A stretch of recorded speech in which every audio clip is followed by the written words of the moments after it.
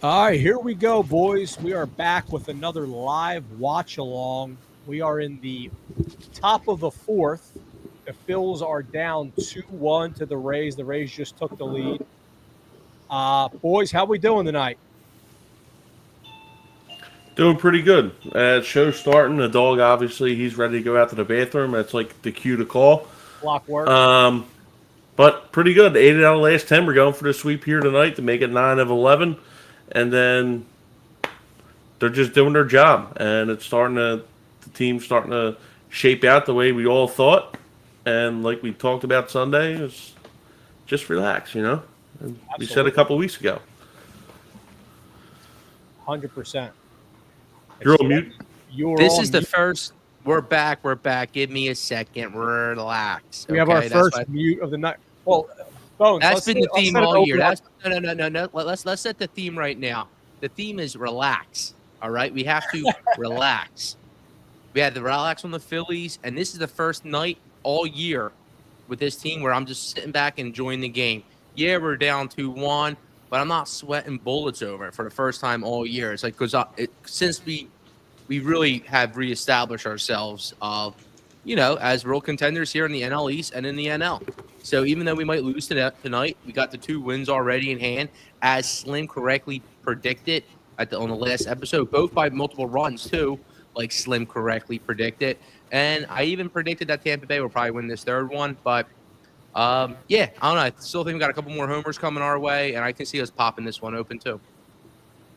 Absolutely. In chat, we see you guys filling up here. As always, if you are here, please hit that subscribe button, hit that like button. You know it helps. Um, we rolled out our first Slim parlay. It's not looking too pretty right now, but you can't win them all. Slim, do you want to just cover what your parlay was and kind of talk about how we're going to be doing that moving forward? Yeah, so during the watch parties, we're going to start throwing in a couple parlays.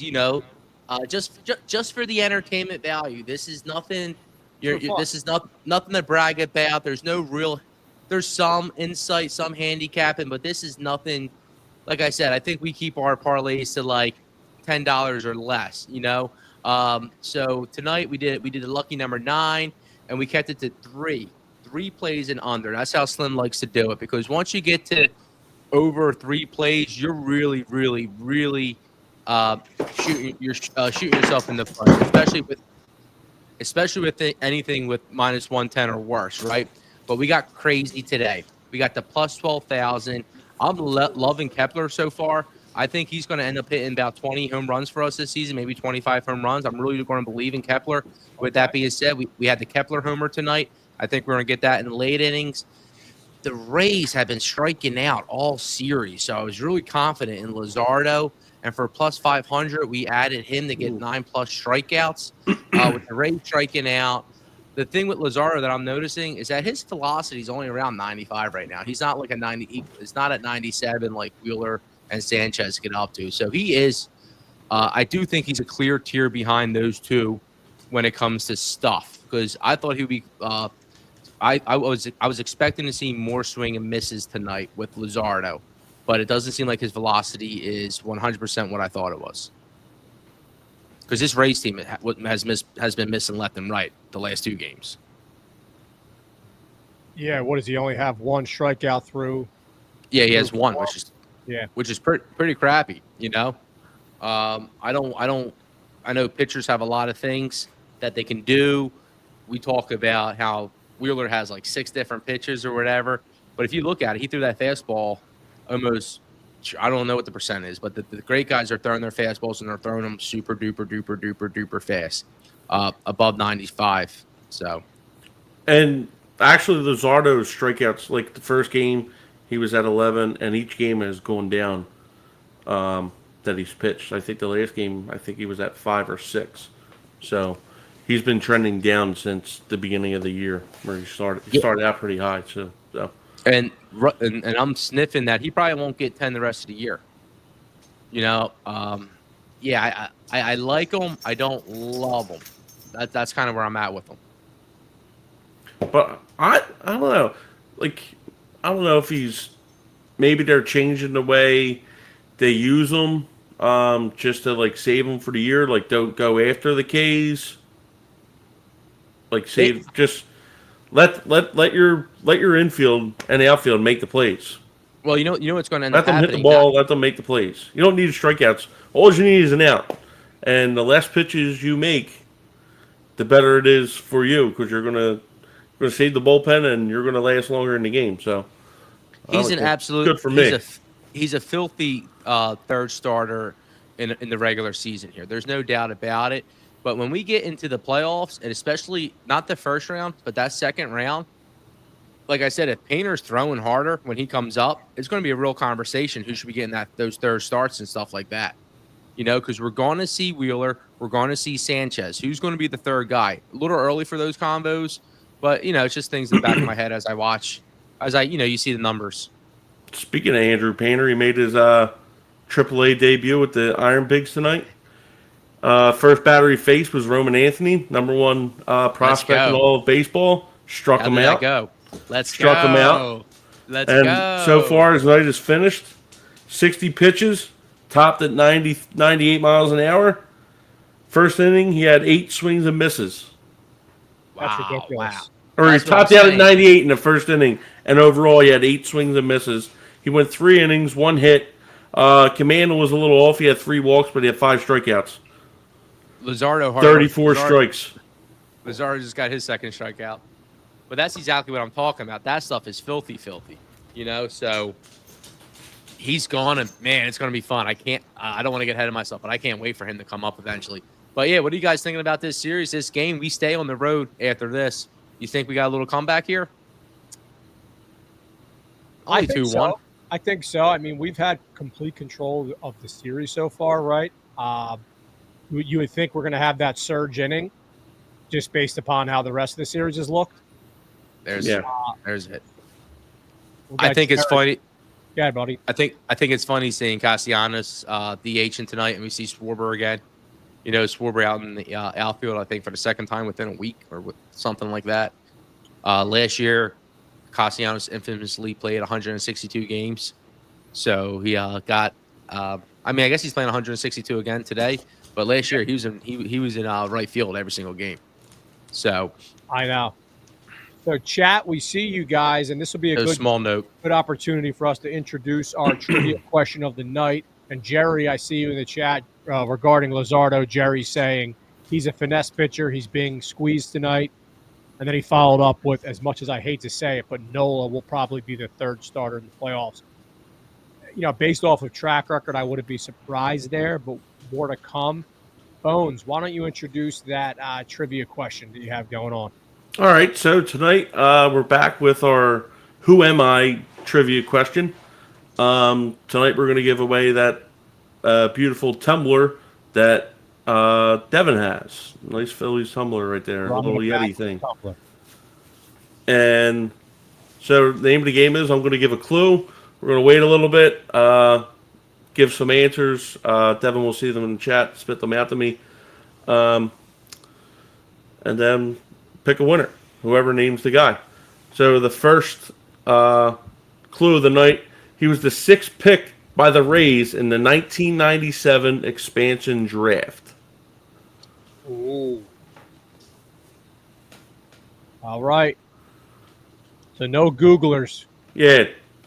Cheaters. No Googlers. Last time we had a very honest chat, which we really admired. So let's keep that going. The red corner has the most honest chat on the internet. And Jerry, waited until like the 6th inning to cheat. It's all right. And Jerry, I think I'm just finding out the more I think each start, because I'm going to try to watch every single Phillies game or at least listen to it, and I'm wanting to learn more about these pitchers and more about the pitching, the craft of pitching, the art of pitching. Slim was a slugger. I didn't play too much, and when I did, all I did was swing for the fences or I striked out, much like Matt Stairs. But I'm finding out that maybe I don't like the finesse guys, and I think anyone would think Luzardo's better than Nola. I'm with you guys when you guys say he has the track record and he's been there, done that. But yeah, the finesse guys would worry me in the postseason. More so a guy who has 5 pitches that starts with a 98 mile per hour fastball, because they're even saying it tonight, like, oh, he uses it to set the other stuff up, and it's just like when it's faster, it's better.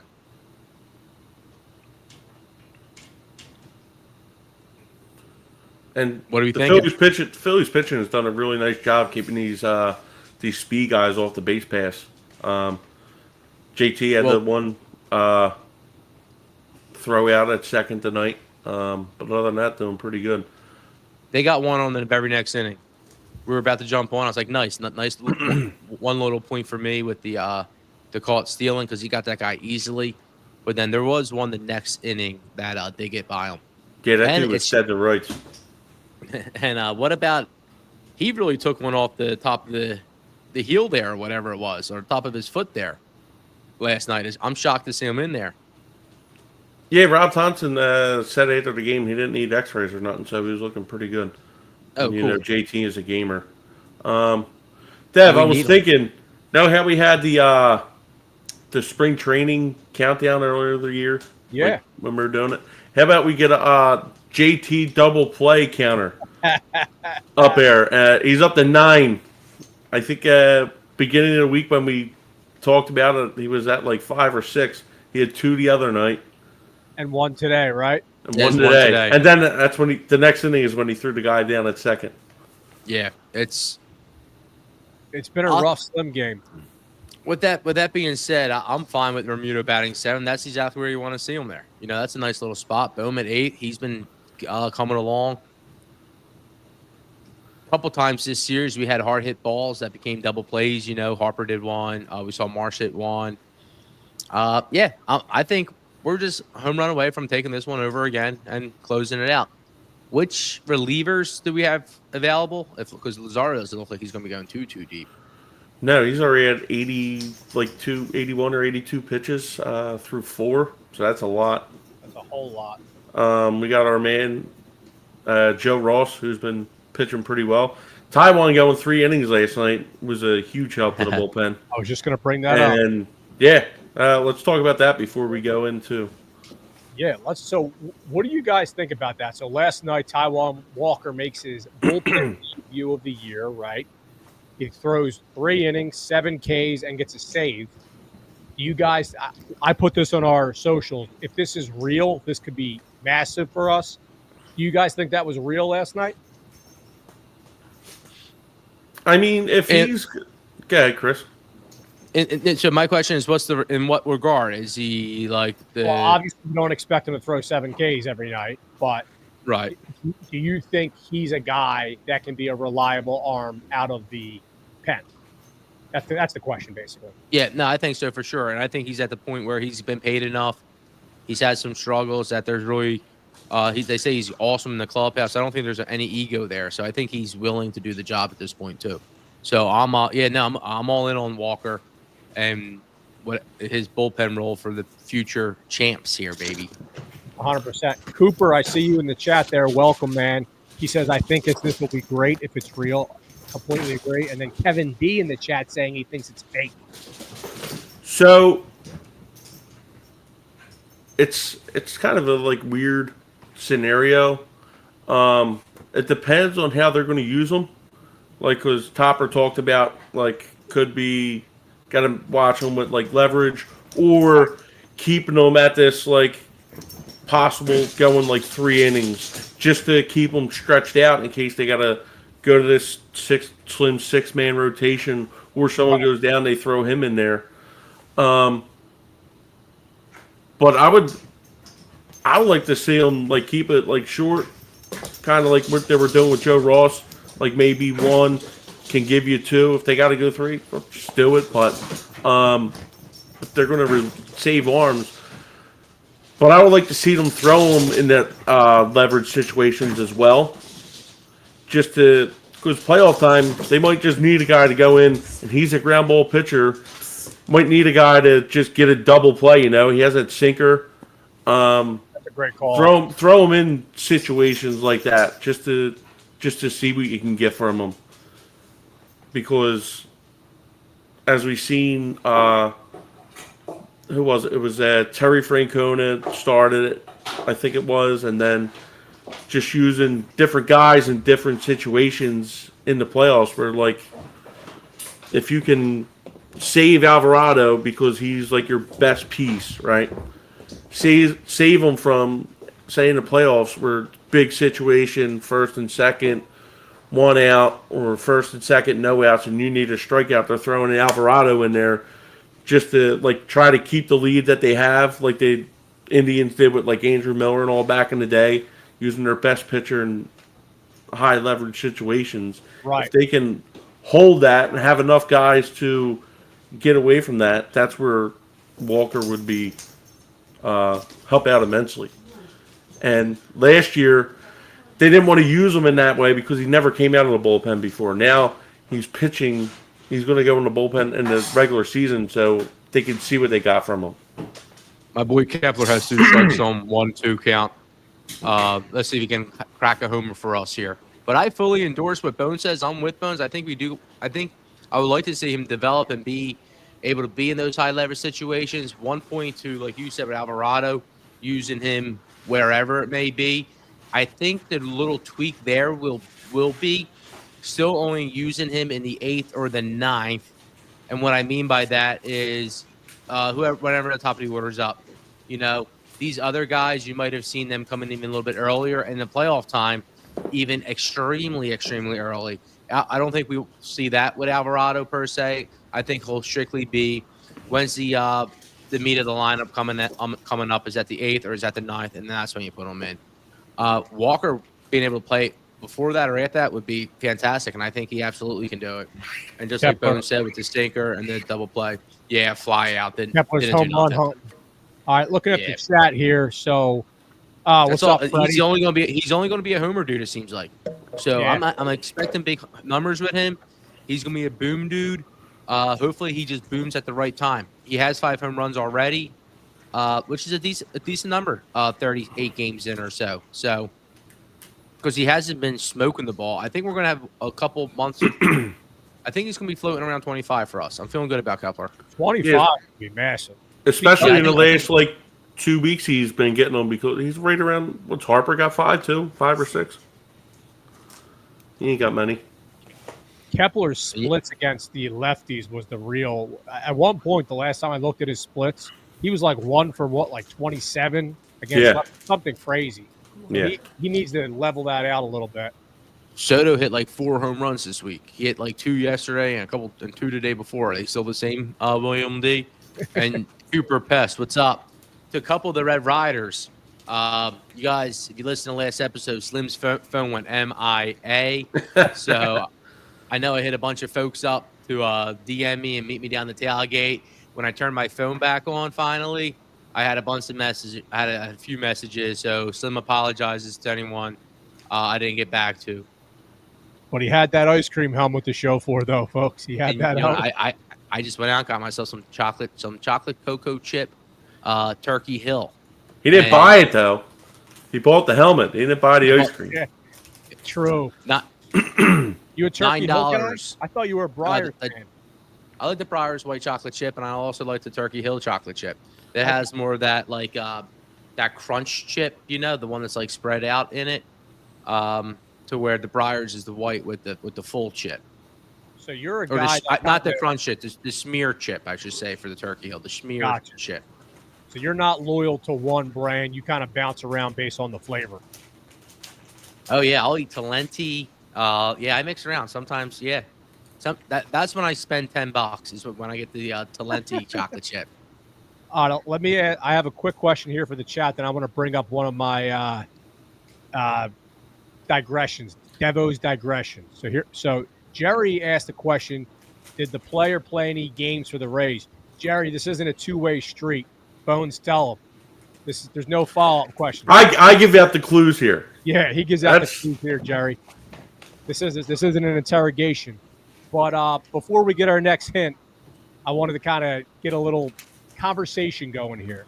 So now we're in early May, right? And the Philadelphia area, obviously, come summer season, starts to head down to the seashore, right? Whether that's Wildwood, Ocean City, wherever that is for you, right? Atlantic City.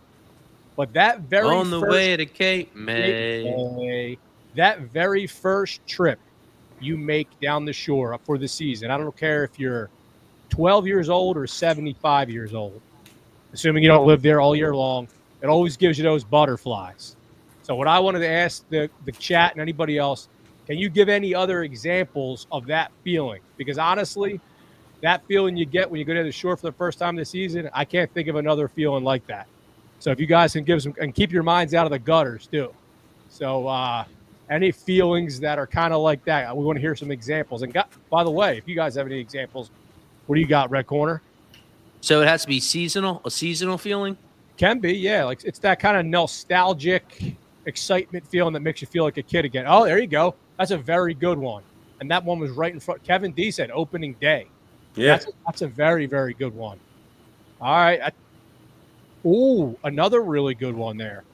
Nick S in the chat, arriving to Disney World. For the Disney dads, that's a big one. So hold up. All All right. Good thing Nick has kids, because I would have called him a weirdo. I'm a Disney dude. That flight to Orlando with everyone else's kids, I don't know that feeling. I don't know the feeling. All right, I enjoy Disney, the whole nine, but that flight is different. Slim now only takes flights to Key West. He skips Orlando and goes straight to the Keys now with the adults. All right, so I got a couple here. Okay, let's hear it. Kevin D hit on opening day. That's always a good one. That first Thursday at the NCAA basketball tournament, that always puts a little pep in my step. And then you got, and it's going to be the last one of the year. First Saturday of college football, and you get the Lee Corso head pick. Okay. That's going to be the last one this year, so that's going to be a pretty big day. Special one. Trying to think. Might be walking in. Thank you. Walking in makes sense. Good clarification, Nick.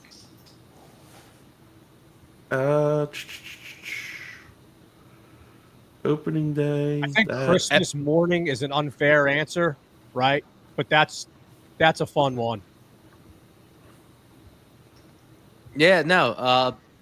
Epcot. When I went to Epcot, last time I went down to Orlando, I went to Epcot, and the best way I've heard described is that it's it's a $200 cover charge to go in the place. But no, it was sick.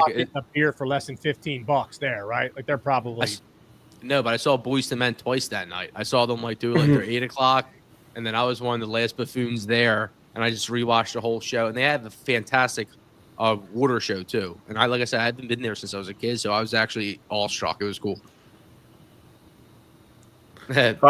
Father's Day golf. Get to see some of the guys I don't see. I only see them once or twice a year. Usually the other times at a funeral or something. So right. All right. Lazardo's up to 4 strikeouts. Lazardo's up to 4.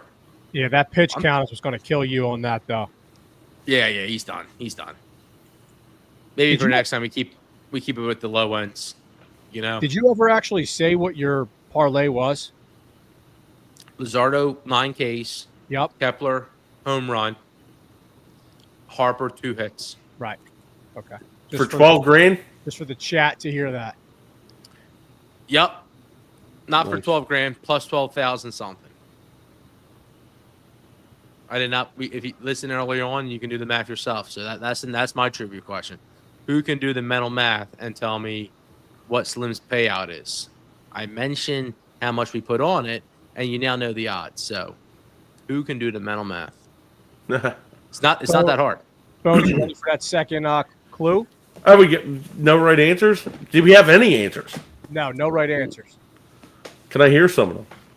We only had that one guess. Oh, then one guess. All right. Yeah. And we're also on Turner's at 307 now. So, I'm look at that play by Turner. Why don't you remind them of the first guess and people, and then we'll keep it moving here. So we're back with the Who Am I tonight, and the first clue was 6th pick by the Rays in the 1997 expansion draft. Mm-hmm. And then second clue is He was basically he was put in the pool by the Houston Astros. Okay. And while you're gnawing at that one, I'm going to go like I usually do around the corner here tonight. So my first around the corner. Where the hell is it? Take us to the Braves. What's been going on? No, I'm not going to take it. Screw the Braves. I'm going to go. I'm going to go dig a little deeper here. We're going to go out to the AL Central. Okay. And the division-leading Tigers, 2 games up on the Cleveland Guardians. And we're going to go to center field and the resurgence of Javi Baez. This guy was one of the most exciting players in baseball when he came up with the Cubs. Oh yeah. He went over to the Mets, was okay, and that he's just been downhill ever since that World Series run when he went to the Mets. But he's resurging his career right now with the Detroit Tigers. He's batting a cool .317 with 3 homers, 19 RBIs, playing center field for them. He was a second baseman / shortstop the last few years. So that's the one around the corner I'm going to get to. Where Brandon Marsh is leading off here in the 6th. The Tigers are hot. Like I said, sometimes when you do the zoom in, the zoom out is right now they're minus 190 to win their division, which I think is a little steep. Because right now the Tigers are the darlings of a lot of people, I feel like.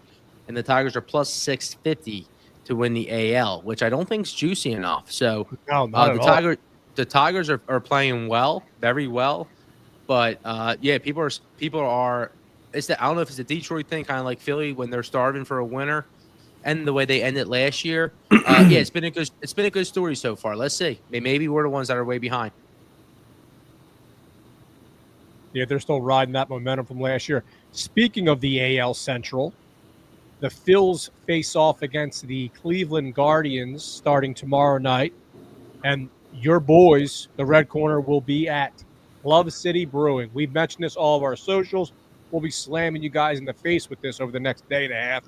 But yes, beginning at 6 o'clock. The first beer is on Slim. The next beer is on Slim. So Slim is treating the first 2 beers.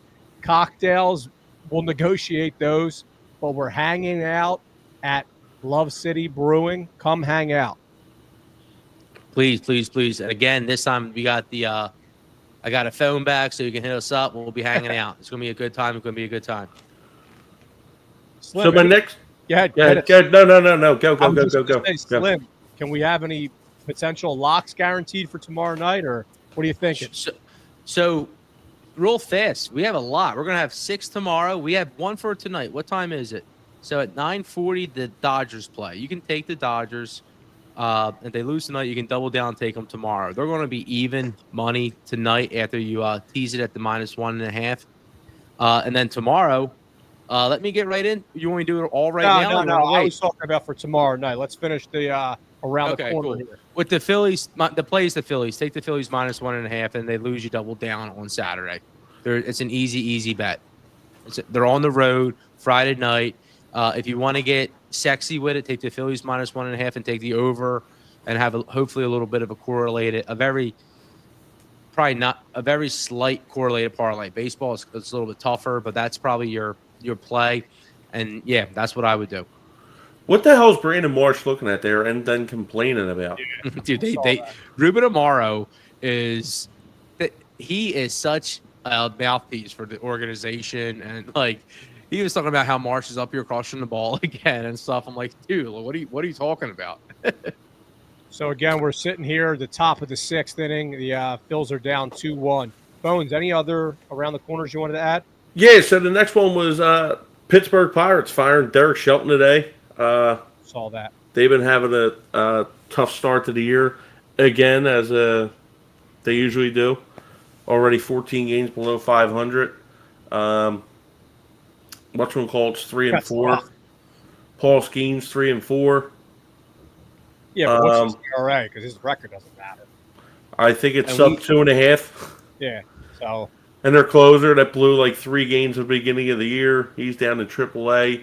Yeah, but the point is, what was his Cy Young odds? Look at all the people that took him to win the Cy Young, and how hard is it going to be to win the Cy Young if he's not winning any baseball games? Yeah, Zach Greinke did it.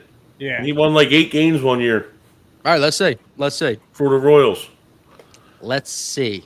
And they're going to be coming up one of the top young arms in baseball in Bubba Chandler. He's That's an going to awesome be name. he's going to be making his debut soon with the Pirates? Yeah, another young arm. And he's apparently up there with Skeens, so it's going to be a good 1-2 punch for them. They had a good rotation coming in. They had Jarrett Jones. They got Keller or Kelly, whatever his name is. Max Keller. I get him mixed up with the dude Kelly from the Diamondbacks. But the truth is, their offense stinks. It absolutely stinks.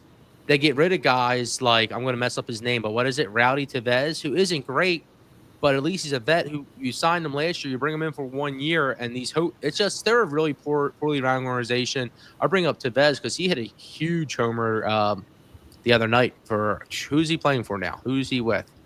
Bop, bop, bop, bop, bop, bop. He came in and had a DH moment. Is he with the Mariners? Yeah, I think he's with the Mariners. I think he came in and DH for the Mariners and had a big hit. When is Bubba coming up, Bones? Apparently, he's going to be up soon. That would be cool if we get the everybody's picking this guy up in fantasy. Gotcha. Just because there's like rumors he could be up at any time. They want to have him on their team. That would be But cool. same thing. If he gets rewarded at a loss in fantasy, how does that work? Is it -10 or how does it work in fantasy baseball? -5. -5. That's big. That's big. I don't know about you, but I wouldn't want it on my So- fantasy team losing games. So the Pirates fired that guy. The other one, the Orioles, they're 10 games below 500, 13 and 23, back-to-back great years, and their managers right now on the hot seat, and Hyde. Like, eventually he's gonna get canned, and I mean. You have to look at their management not re-signing Corbin Burns, and we talked about that during the I think one segment at the beginning of the year when they were around the corner with how big that losing him was, especially in that division when you go all them great hitters. Yeah, they have a favorable series coming up. I think they can get back on track. I think they're playing the Angels, and after a hot start, the Angels are definitely cooling off a bit here. Not a hot start, but a decent start. Yeah, it was their best start ever. They were 5 games below 500. That's right. So I think the O's. I mean, if the O's are going to get on track, this is the series to do it. Yeah, so like I was saying, the Pirates are coming in town to the Citizens Bank May 16th through the 18th, 3-game series. We were talking about that during our last episode, rivalry weekend. So that would be cool if we get to see Skeens and or Bubba that series. Get a couple of wins against those young guns.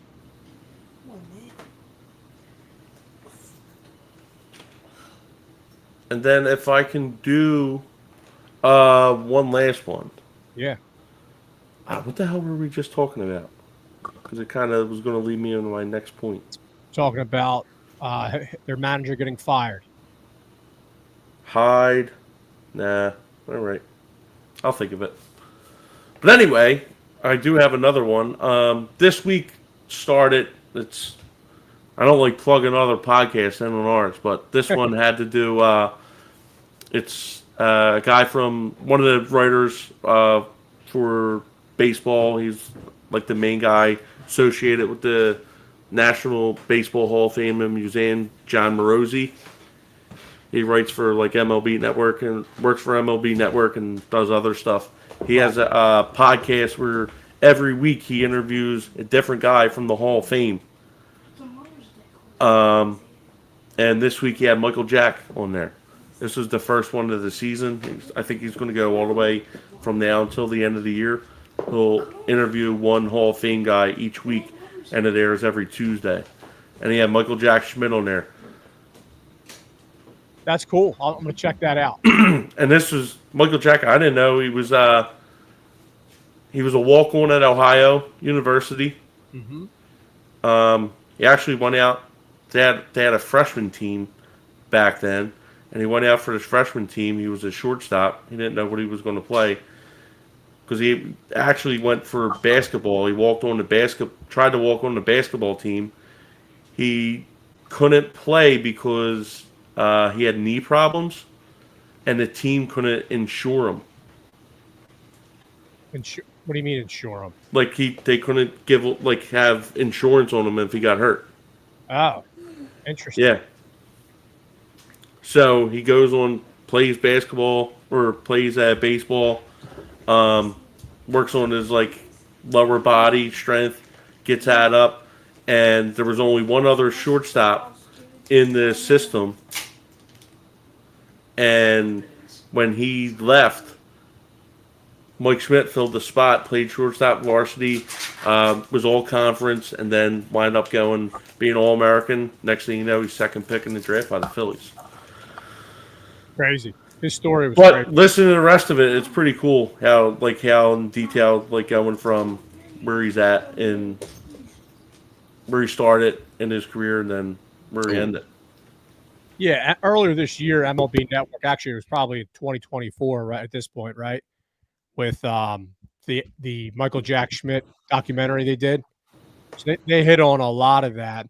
It's funny, his relationship with the city of Philadelphia during his career was so when you kind of get to know his personality a little bit, not to sound harsh, you understand, because he really didn't want to put himself out there at all. And he kind of said that during the documentary. And we talked actually about that on the podcast. Yeah.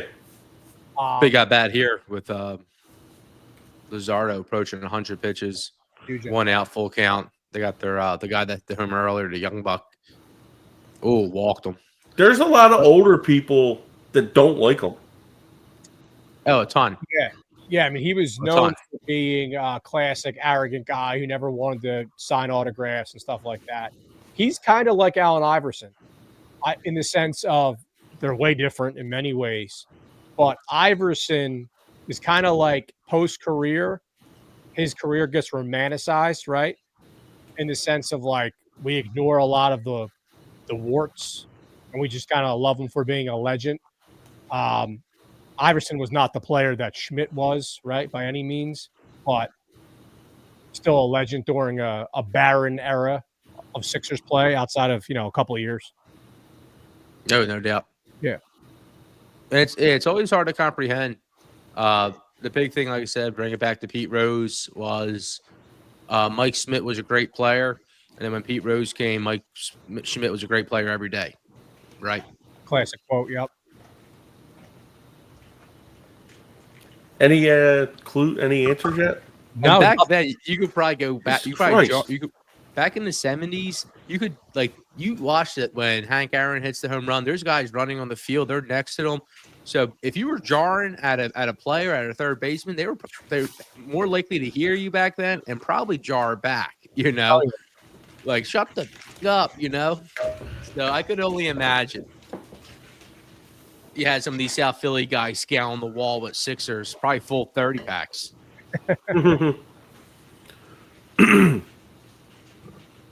They used to be able to take kegs into the Eagles Stadium at 700 level. Which is crazy. How many guys it took to get that up? Probably at least two, right? Yeah. Night is done. Night is done for Lazaro. So while Rob makes his way to the mound, I got something else I want to get off my chest. Hell of a party trick. Carried a keg to the 700 level. Yeah, right. So as we've all noticed at the ballpark over the last, I'm going to call it 5 to 7 years, we've been seeing a lot of different cuisines enter it, right? Back in the day, if you would have told me there'd be a time when we'd be eating full pizza pies while sitting at your seat, I wouldn't believe you. and I also wouldn't have really craved that. So my question for you guys is, A, has it gotten too far with all the different kind of crazy foods that you're seeing in the ballpark? Meaning at a certain point, is it like we gotta separate church and state a little bit? And if you do think so, what is that type of food? Is it pasta? Like, what is that food where you're like, whoa, that's too far. I don't want to have like, lo mein while I'm watching a ball game. So where are we at on that?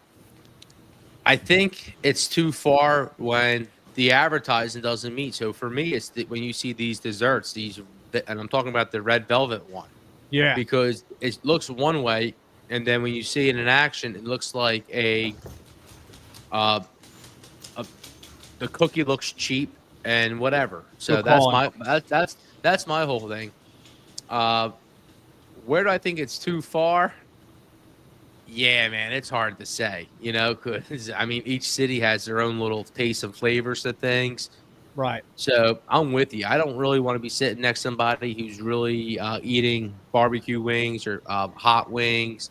I've been to events where someone was doing that, and I'm like, all right, the wings are too much. So one, I'm upset with the advertising, and two, Yeah. I don't want to see buffalo wings I like both of those takes. because Bones, the bones are anything else? nasty. So each year when before the season starts, you see like, oh, this team is rolling out this thing, Right. and and I forget which one, and got teams like rolling out like 2 foot goddamn hot dogs, and Right. they have everything under the sun on it. Like, it's just like too much. Like Chris said, like the wings is too much, too sloppy. All that stuff's too sloppy. Just get a dog or go Yeah, down and too get sloppy. a bulldog. You know what I mean? That's where I'm at. And I always bust Devin Stones when he goes. We go to Bull's Barbecue, and he's getting like a pork sandwich. He's throwing on the double beans. All that. I don't know how you can eat beans in the middle of the freaking goddamn summer. I'm a baked beans boy. Oh man. It's more of a minor. It's like a minor league thing too, right? It's a minor league thing. We got Kevin D in the chat saying crabs. Yeah, the day that we have someone cracking open crab legs, that's when I think we're all like, whoa, we've gotten too far. But no, here's my thing, right?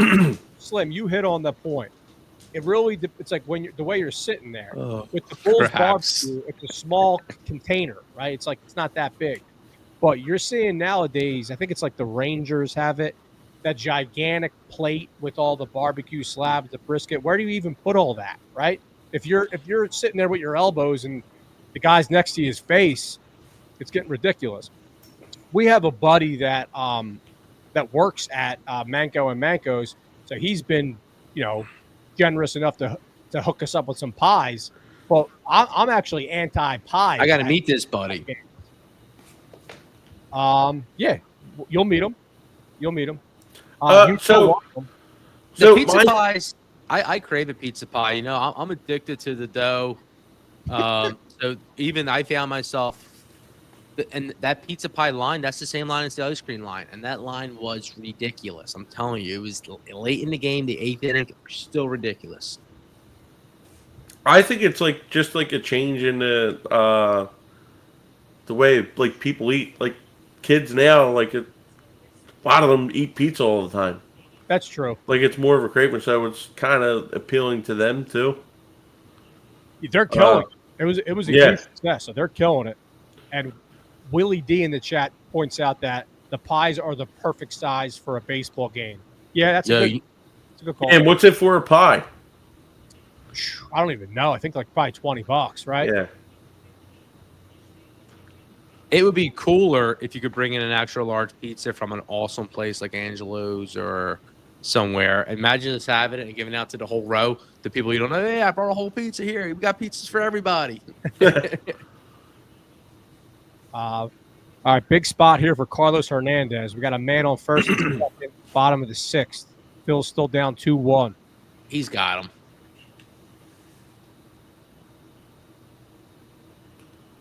And what about the seats? There we go. Do we think the seats are too small? Attaboy. Big punch out. Are the seats too small? It was a joke, but I mean, I think seats are probably too small at all places, especially the airports. Oh yeah. So that was a big strikeout there, and me and Chris had the actually same thing we sent in our group chat today. It was by that dude Jeff Kerr from CBS. Yeah. Phillies bullpen since April 21st, seventh in baseball, 3.07 ERA. That's pretty huge, and that's a lot of success that the Phillies are having. Bullpen is pitching much better, Yeah, 100%. a lot. And and they get yeah, the fifth best ERA for starting pitchers in baseball over the course of the whole season. They do. And look, here at the Red Corner, we don't like to ever, accuse any other content creators of being influenced by us. But we were talking about this offline. It's hard not to notice that everybody is now talking about the Phillies' lack of sweeps this season, right? And if you guys recall, the Red Corner spent a lot of time on that during our last episode, Slim. So you think we're getting some we got some fans / haters or what? Or My are apologies. haters fans? with the relief pitcher, my apologies. I just got a ridiculous text. I'm not allowed to share, but it jarred me a second here. Okay. You think we got haters on the relief pitching? Nah, I'm just playing around. No, so we were talking last episode about how the Phillies haven't been really able to close a series with a sweep lately a lot. Remember that conversation? Right. We spent a lot of time on that. There's been a lot of headlines on that. Yeah, no, I think we still have an opportunity tonight to get they have Garrett Clevenger coming in now. He actually started with the Phillies. We saw him the first game. So I think this maybe seeing this guy in twice in 3 nights, we might be able to get after him too. So now they're using the same arms. He was acquired. What was the deal? Oh, we acquired this guy. Look at that home run. Oh no. You're ahead of us. Yeah, I was ahead of you guys last time. I apologize. I gotta. Why are you saying no? It was at the warning track. Caught at the warning track. Ah. Looked like it's about to be a homer. Ah. But this pitcher who's in now, we actually acquired him for Jeremy Hellickson. Or no, did we trade? We traded him for Jeremy Hellickson or vice versa, which is hilarious. And that shows you how long it takes some of these guys to finally break through in the league. Wait, so we traded for him and he ended up back on the Rays? So quick, yeah, I think so. So Garrett Clevenger, I believe he started with us, and we ended up trading him for Hellickson, or we had Hellickson and traded for him, and then he ended up back on the Rays, like you said. That idea of him ending up back on the Rays sounds a little odd to me, but I do think that's what happened. I heard it the other day. Jeremy Hellickson, 2-time Phillies opening day starter. Oh yeah. And terrible Philly. But here's Big Daddy Swartz. Earlier in the year, I mean, I think we're at the point now where Swartz is the man. Like, he is as good a hitter. He has the on-base streak going, which is at over 40-something games. He's 40 games away or 43 games away from breaking Ted Williams' record. I think it's 86 games. So getting on base nearly 50 straight games is no simple feat. He's a beast. On top of that, he leads the league in home runs. He's an absolute monster. And another guy where I fully endorse we should sign these dudes now. Him and, like I said, I know Remuto's numbers is a whole different conversation, but could you imagine losing Schwarber next year? Middleton has to be.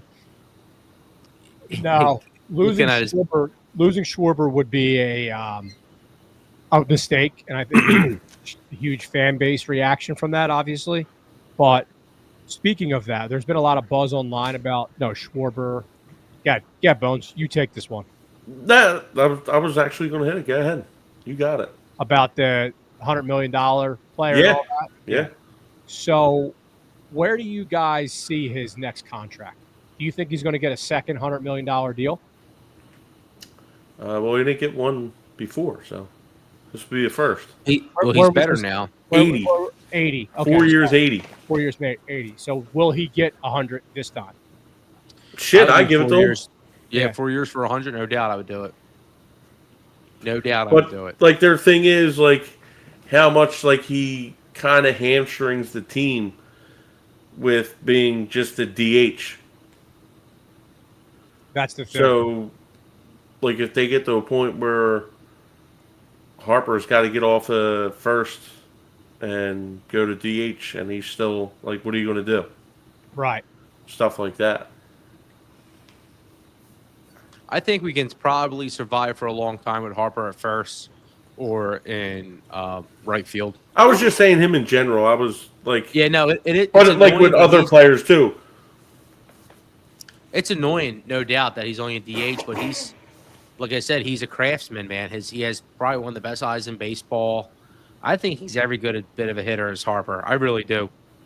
So yeah, man, I think we got to pay the man. Ooh. 3 years. William Dolan has it here. It's 3 years, 120 million. Yeah, 30 million, over 30 million a year. That's huge. That sounds about right. You know, because everything's prices are up. That means Schwarber's he's a better player now. It seems like he's a better hitter. Do we got an answer yet? Any answers? No, guys. Jesus Hey, Christ. chat. You guys got to step your game up here.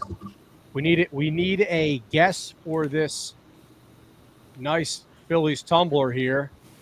Bones has given 2 hints so far. We have not gotten a guess. Bones, you want to remind the chat who of the All right, guess? so name of the game is Who Am I? So you're going to name the person. I'm going to give clues. You're going to name the person. First clue I gave was he was the 6th pick by the Rays in the 97 expansion draft. Mm-hmm. Second clue was he came over from the Houston Astros. And I'll give the third clue. Third clue is he has 2,470 career hits. Wow. So this player is been around. Are we even going to have time for my my trivia question? They can't get his. Okay, we have an answer in the chat here. You just muted yourself. Bobby Abreu. Bobby Baseball is correct. Congratulations, Jerry. You have won this beautiful tumbler. Don't that look Familiar. Yeah. Yeah. So congratulations, Jerry. You are separating yourself from the pack. Jerry knows ball. Do you guys? I'm gonna we have Jerry Hawk in the chat. I think he might know mine right off the bat. So maybe I'll wait till the Slim, well, we got some friendly fire going on here. Willie D saying Jerry Google with the win. Let's come back and get this sweep. So for those, before we do a little bit of Slim Pick'ems later on, the Tigers, as Bose was talking about earlier, they went to the Rockies and they beat the bananas off the Rockies. They covered the 9.5 line 3 times in 2 days. They covered it yesterday and they covered it twice today. Both times, I think you probably would have got it around even value, but if you do the math, $100, you win $100 back, then you put another $100, that's $400. You could have won $800. Yeah, within less than 24 hours. So to answer Jerry's question for the people, Bobby Abreu didn't play a game for the Rays. He was traded to the Phillies prior to the 97 season for Phillies announcer Kevin Stocker. We're going to have to get you and Bobby Abreu a room votes. Hey. I was going to say bring him on to get interviewed, but. And Bobby Abreu on the inverse, kind of similar to Michael Jack Schmidt, right? He's kind of got appreciated more after the fact than he was during his time here. Not by the old heads. I've met a couple old heads who really are just like, yeah, I know some dudes. They're just like, just when it comes to the Hall of Fame talk, they scoff at it, which I kind of do as well. Okay, I see what you're saying. I thought you were saying the opposite, that the old heads liked him more. No. The old heads hated him. Right. Right. Right. Didn't appreciate him. No. Here's my boy Banks. He was my Feel the Love on our last Yeah. episode. Let's hope we don't get a slim mush here. Stop. I told you this guy. He's not a thrower. He's a pitcher. So let's Well, see if he Slim, can we were just talking about this. This is a big opportunity for him here. Close yeah, game. exactly. Yup. Where are we at in the order? I think we have. Oh, nice play, Turner. Tough. Turner made a couple nice plays this series. He's really winning me over a little bit here, and I want him to, just keep at it. I think he's the momentum's going That's the what right he's way. saying. He's He's building too momentum. fast. And Slim, to answer your question, this is 7, 8, 9. Yeah, and the Phillies got 5, 6, 7. Yeah. Due up. 5, 6. Or 6, 7, 8. Okay, that means Bone's going to come in with the tie-in, or another tie-in, or go ahead, or Ribby. People don't say Ribbies too much. You don't hear Ribbies anymore. Not as much. Yeah, you're right. No, because it's a ribby. There's no such thing as a ribbies. Ribby, It's an RBI. It's an RBI. No RBIs. It's RBI. So Runs batted in. That's going to be a single, right? Yeah, definitely single. Jerry in the chat saying he loved the way that Bobby Baseball played the game. Same. Hall of Famer. Abreu was one of my the earliest guys that I remember. Like I remember one of my earliest baseball memories was probably like 96-ish. I went down to, I can't remember exactly, it was back at the vet, and my dad was working at a hotel at the time, and they had some event where they got to bring families onto the field before the game. I remember one of my early memories was Doug Landville. And I was like close to him. So Doug Landville was like always one of my early guys. And then right after that, it was, Bobby and Scott Rowland. So Bobby's always got a close place in the heart. And going back to what you said earlier, the feeling, like what's the feeling like going down the shore, walking into Disney World opening day? What about when you're young, when you're under 10, you used to go to the ballpark and you would get the all-star ballots, right? And you would punch out the all-star ballots. And then this was the best part. This was part of growing up. You would get the ballots. You would select all the Phillies.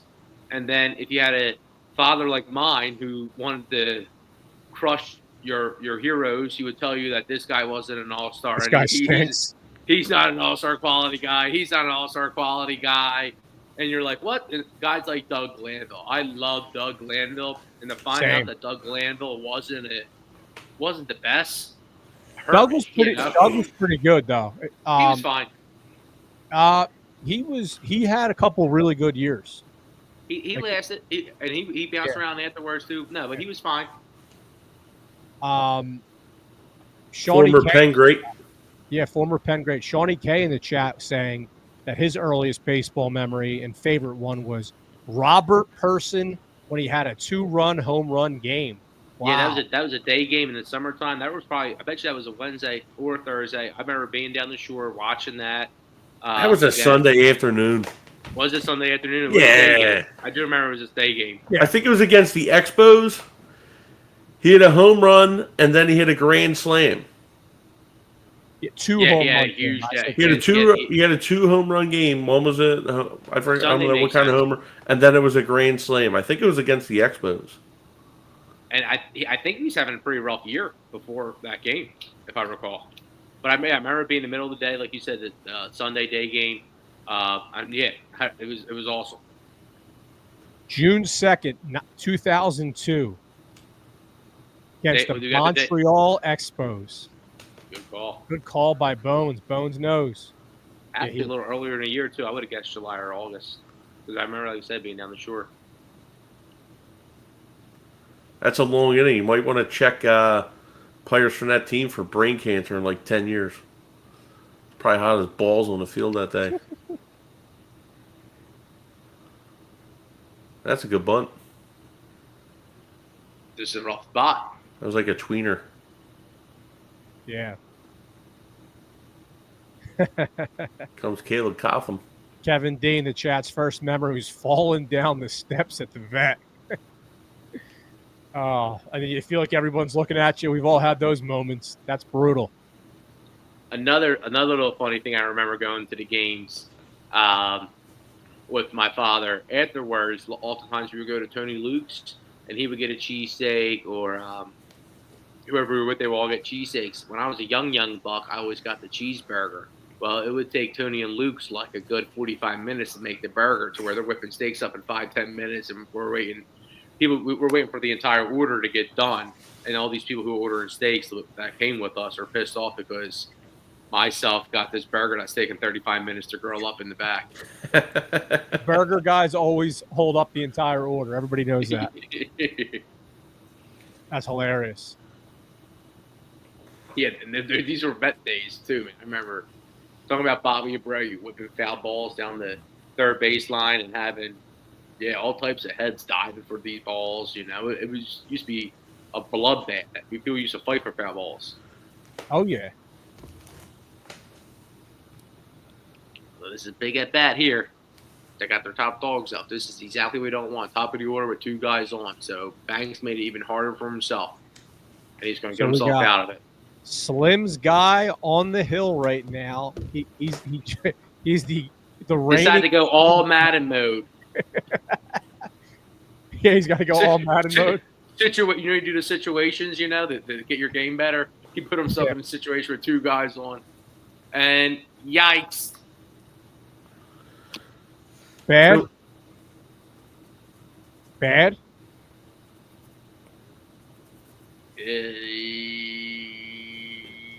Yep. There you go, Chris. Wow. That's a bad guy. You're a mush, dude. That's a bad guy. That's a bad guy. Hey, man. I was a mush for a little bit. Now it's Chris. Every guy I named on here, he would go to shit for like a week. I was at the last watch party. I was big on Romano coming in and doing well. And when we talk about the ERAs, my bad. Now our ERA's way back high again. Yeah. We're now back in the middle of the pack. So here goes a memory for you. I can't believe that ball went out. Jeez. It flew. Well, That it's ball was out. Yankee Stadium. Yeah, seriously. Go ahead, Bones. It's a Sunday afternoon game. Eric Milton's on the mound, and at the game with my cousin and my brother, who's also at the game, he had a Sunday package at the time. Mm-hmm. So we wind up. It's later in the game. We go up to, I guess it's like the 8th or 9th inning. We go up to the seats, and I was a young pup. I didn't really know the etiquette back then. Eric Milton's tossing a no-hitter at the time. So I go up there, I see my brother. I'm like, oh, you see, Eric Milton's got a no-hitter going. Hell, you should have been too old to do that at that point, bro. Yeah. Yo, immediately, like next at bat, ball hit to center field. Doug Lanville decides he's going to not sprint into the ball. He goes back and lands right in front of him. I was every MFer in the book that day. Who was the pitcher? Eric Milton. That's the day that Bones ruined a no-hitter. Wow. First off, something doesn't add up. Glanville was playing? Yeah. It was his second stint as a Philly. Yeah. Okay. Yeah, that's a classic one because a lot of people, they wouldn't have ruled that an error because of didn't hit him, but it's one of those funky scenarios where it's like should have been caught. Yeah. That must have been one of those games where I was probably out playing baseball, not watching, because it doesn't really ring a bell right now. And there's a few. One of those games was the Millwood no-hitter. We all missed it because we were playing baseball. Yeah. I remember a family member coming and saying, hey, Kevin Millwood just threw a no-hitter. And at that time, it would have been probably the first one I ever witnessed live. It's like, what? Huh? And it's funny, we kind of see a little bit more recently in baseball. You know, when you're young, you never think these things are going to happen. The David Bell cycle is another one.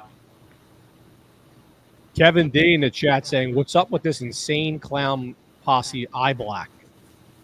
So What- Yachty Diaz has the eye black. He looks like he's on Hoover High School in Alabama with the. But yeah, no, I see it. You know what, Harper used to I do that. Doc? I think what happens is oh really? Because I was going to say sometimes they go with the horror movie look, like the scary clown, like you said, the insane clown posse look. I don't get it, but it's supposed to be that war paint scary look. They claim it helps with the lights. It reflects Yeah, I think it's just fashion. yeah, no doubt. No doubt. That looks like a good burger for at the game.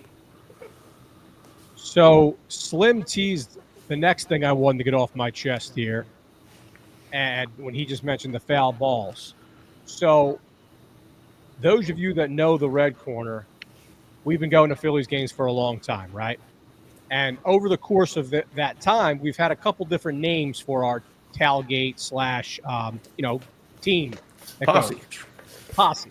We've been the foul ball patrol. We've been the home run patrol.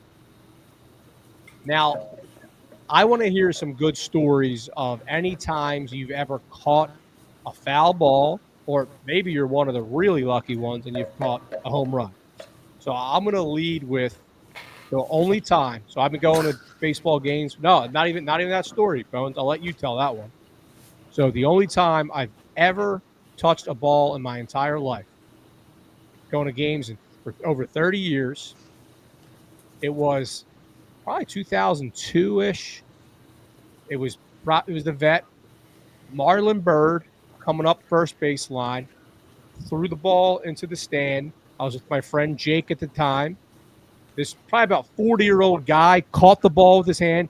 Jake whacked his arm down. Ball fell out of his hand, and I grabbed it on the ground. And No. we ran away like we just hit the lottery. Jake's uncle at the time was like, "Oh, that ball's gonna be worth something," because at the time Marlon Byrd was still a young guy, and you never know who he's going to be at that point. So that's the only time in my entire life I've ever got a ball at a game. So I want to hear some stories that anyone has. Bones, you got a famous one, so let's hear yours. Yeah, it's circa 2009. Was it 09? 08? I think it was 09. Yeah, probably 09. And me and Devin at the game. Sitting third baseline. I believe it was section 138. And Manny Ramirez at the plate. We all know Manny being Manny. Rips one in the foul territory. And I'm out there. I'm under it. And of course, I'm a real man. I don't take a glove to a game. And it just smoked off the palm of my hand and went back about 3 rows. That was the closest I ever got to a foul ball. But the imprint of the ball was on my hand. True story. For a few innings after Manny Ramirez hit that. It was a pretty hard hit ball. Yep. It wasn't like pop up. It was a liner. Yeah. And I dropped it. So you guys know I got short arms. I never get above the crowd to even get my hands on the balls when they're at the highest. Oh, JT would have hit. There you go, JT. Like half the people of our generation, I grew up a child of divorce. So oftentimes Friday nights I would go to the vet with my father, and we would sit high up. One time we finally got good seats. We got the third baseline, like I was saying earlier. And this is what inspired my comments before. And my dad was telling us, he's like, "All right, we got third baseline." He's like, "Kids, I'm probably 9. My brother's probably 7. He's like, "Sons, we're getting a ball.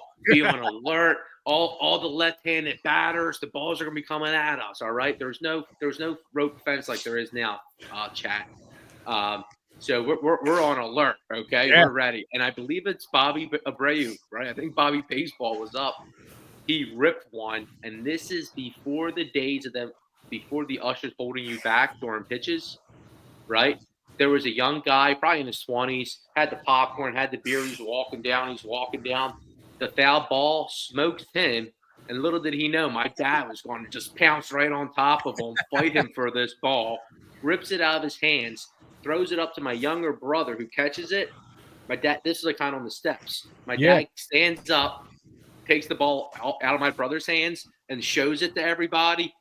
Boos. He gets boos everywhere. We were all dying laughing. That's We had amazing. a great time. The guy who got smoked with the ball, they hooked him up. We thought it was so fun. We really thought it was going to be like on ESPN because it felt like the whole Dude, stadium today it was probably crushing would him. have been. It probably would have been, but yeah, Yeah. he was getting crushed. We were dying. All over Twitter. Yeah, Yeah, all over yeah. Twitter. Because someone would have had like a good angle of it. Yeah, man. Those are 3 awesome stories, and we actually have some really good ones coming up in the chat. So yeah, some good and some bad. So first one, Shawnee K saying he actually caught a home run in batting practice off of Todd Pratt. That's a nice shout out there. And this is a funny one. Kevin D says he was sitting first row in center field. Dom Brown threw a ball to him in the stands. It hit him in the hand, and he dropped it back onto the field. That's brutal. Right back to Dom Brown. Yeah. Doc has another one.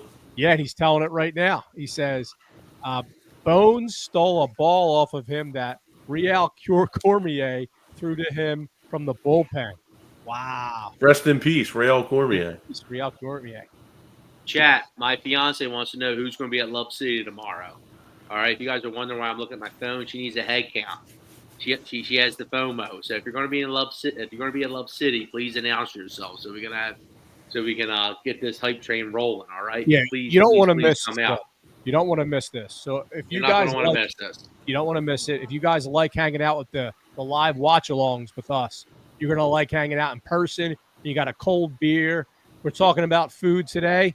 They got some great food there, so come hang out. It'll be a good time. And sharing all the stories like we're sharing now. All those classic tailgate stories. You said you got to run the bases when your father was working down there at the hotels.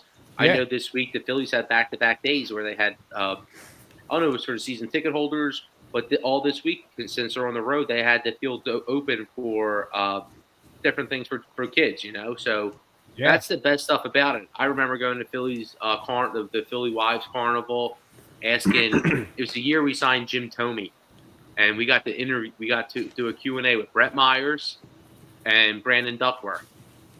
Man, I remember somebody asked Brandon Duckworth and Brett Myers, hey, how come the pitchers, this is when pitchers are still hitting, how come the pitchers don't practice hitting more? You're going to get your at-bat, so how about you guys practice a little more?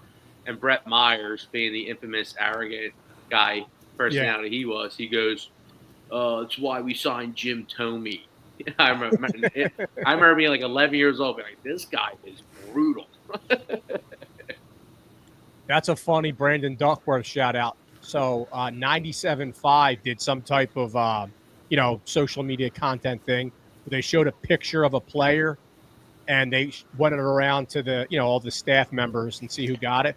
And this is where the red corner stands out. So not to pat myself on the back, right away I said Brandon Duckworth. Like 60% of the staff at 97.5 did not even know it was him. So that's a funny shout out to Brandon Duckworth. Yeah. There was that game with me and Doc that actually that was the first win at Citizens Bank Park against the Reds. Nice, the Reds. Yep. When we went with CYO. We were all there. Yeah. And that was in the midst of Ken Griffey's. I think Griffey was sitting about $4.99 at that point, or $4.98. Uh-oh, this one's gone. Uh-oh. Bryson Stott, and we're into the bullpen, and the Phillies are starting to heat up as usual. New ball game here. We have a 3-run homer in the top of the 8th inning, 5-4 Phils. The Phillies are not dead. They are not dead. And we have to take a look at, because last episode, I think I predicted we were going to have 4.5 home runs this series. Where are we at? I think 4. Wait, no. Did we hit one? Because we had 3 in one game, right? Yeah, I'm gonna check it out right now. And also for tomorrow, Devo, when we get there, let's announce the section that we're sitting at. Let's hold it down. Because because it's a nice little spot there. It's a big spot. It's a big spot. Yeah. So we will we'll be holding down some type of area depending on the amount of people there. It'll be a laid back environment regardless, but there is a lot of space, like Slim said. So another story I got. This is 2002, right? Oh, here we go. Whoa! Here we go. Here we go. It's off the top. Tie ball game. No, I think it went off the glove. I don't know if it went over. No, It kind of looked like a homer. No, I think it went off his glove and popped up. Popped straight up. I'm sitting here trying to hold back. I'm flailing left and right. It went off his glove? I thought it went off a pole or something. No, I think it went off his glove and just went straight up in the air. Well, can you get him to look at that, Skipper? Here He comes. might run out of time. He might run out of time like he did a couple weeks ago.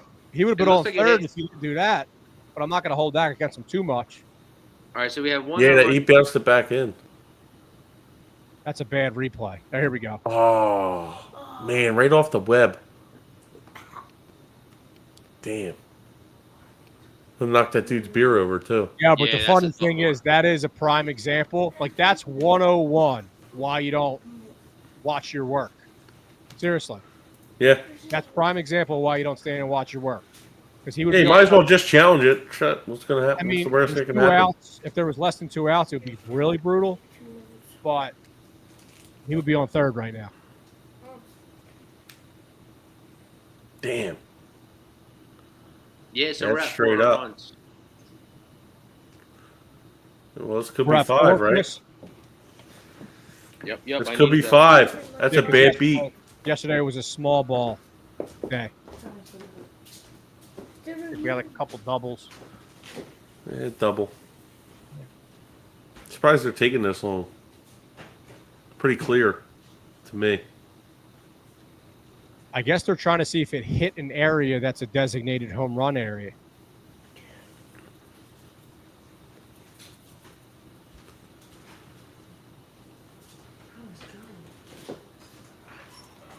All right, back to second base. All right. So now we got Harper up. We got Harper. it on second. Be a hitter, Harp. This is a big moment for him here. Up. You know, And the bullpen coming in. Kevin Cash out. That's big, it for big him. moments.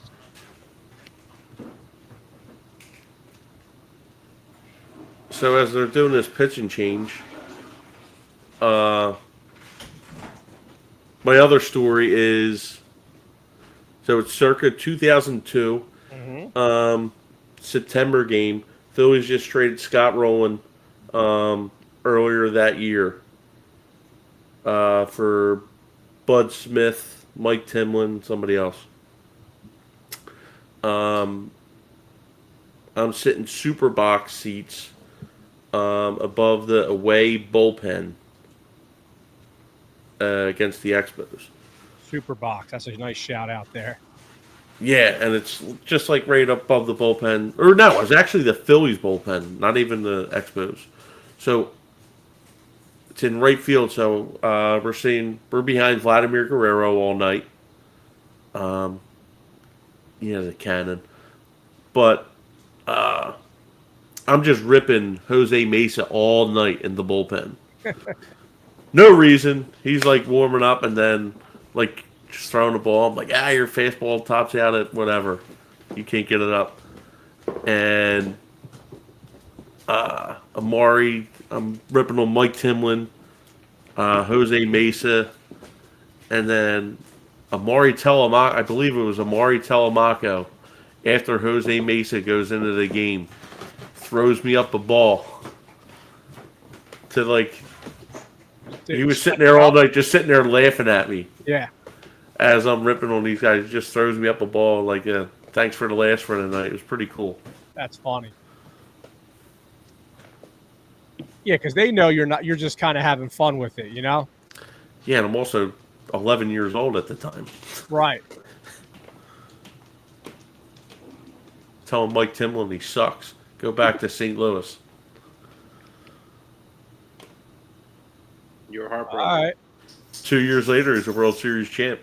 You're still traumatized. There you go. Oh, nice grab. Gosh. Look at this. Look at this. I like being ahead of you guys. Yeah, and you're absolutely being worst case scenario on it too. Oh, damn. I actually thought the second baseman had that ball. Nah, I didn't do anything on the Turner one. You guys didn't. I was good. I was good. You were cheering. I mean, it's impossible not to. I'm not holding it against you. Yeah, I'm trying to be good. We're trying to refresh that thing here. Almost prefer being behind. We got bottom of the eighth. Who's going to come into the bullpen? From the bullpen. Bottom of the eighth. And I was trying to think who Hernandez reminded me of, and it's right in front of me. It reminds me of Levon Hernandez. Oh, yeah, there you go. Fat pitcher. Yep. He was a Philly killer. Always killed the Phillies. Whether it was with the Nationals, the Marlins, probably 17 other teams he was on. Giants.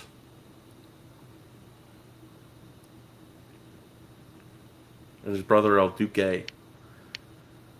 Bones, I was down your World section. Series champ. Yeah, I seen your video. Oh, yeah. I had a meeting last night, so. I saw.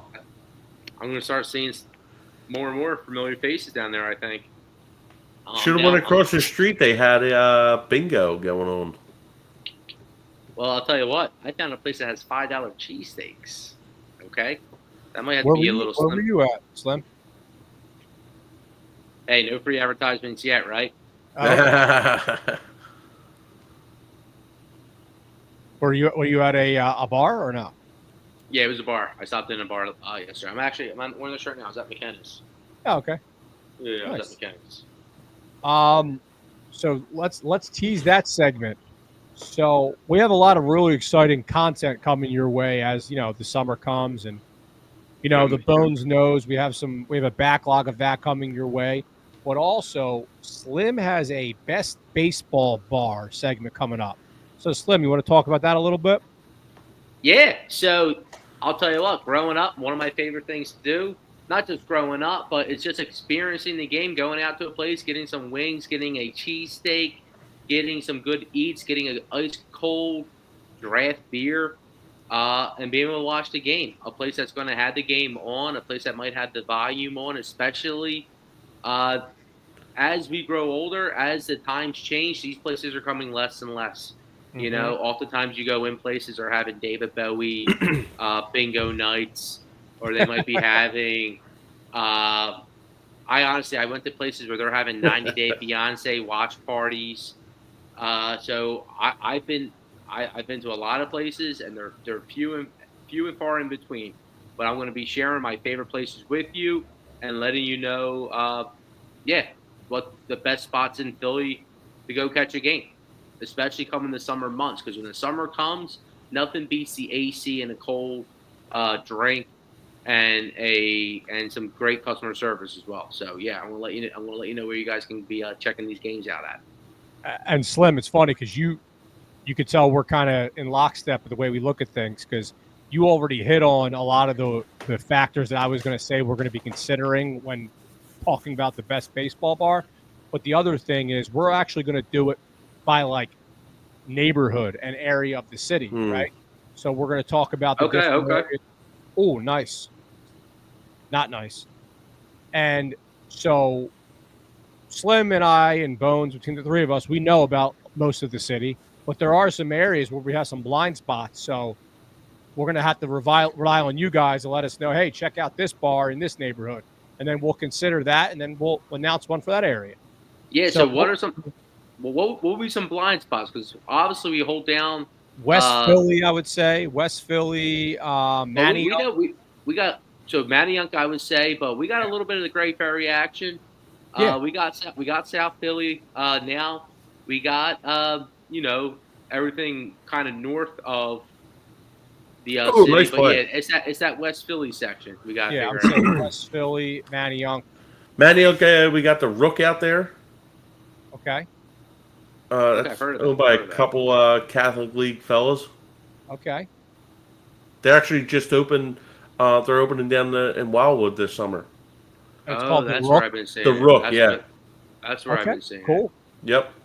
They opened up. I think it's the old Goodnight Irene's. Oh, well, They took over. that hits close to home for me and Slim. Yeah. Yeah, not far at all. I mean, Yeah. hopefully soon. Hopefully we'll be beach bound soon. I always like having. Let's say we can find a place that still offers the $10 pint with the cheeseburger. Cheeseburger, some fries, and a beer for $10. It used to be out there. We used to play some, competitive sports leagues, and we always used to head out to the bars and get a burger and a beer for $10, and then you can leave $10, and you're out of that place. Right. So those kind of spots too I'm looking for, because sometimes you might just want to go watch the first 3 innings of the game and then head home, because we know baseball games can drag on. Remember this bozo? The first game he played. I think it was the first game he played with us. He got picked off at second base. The guy with the tan. That's what I like about this guy, Janikowski, whatever his name is. Yeah. You can tell they all play for Tampa Bay in Florida, because this dude I've seen before, and he was just pale as a ghost. Now he has like the beach bum tan. He has the his hair looks like it's bleached blonde, and that's because they're just catching mad rays out there. No pun. Yeah. No pun. No, it's And the other thing I want to say, Danny Jansen, he was up there. He was the first guy in Major League history last year to play for two different teams in the same game.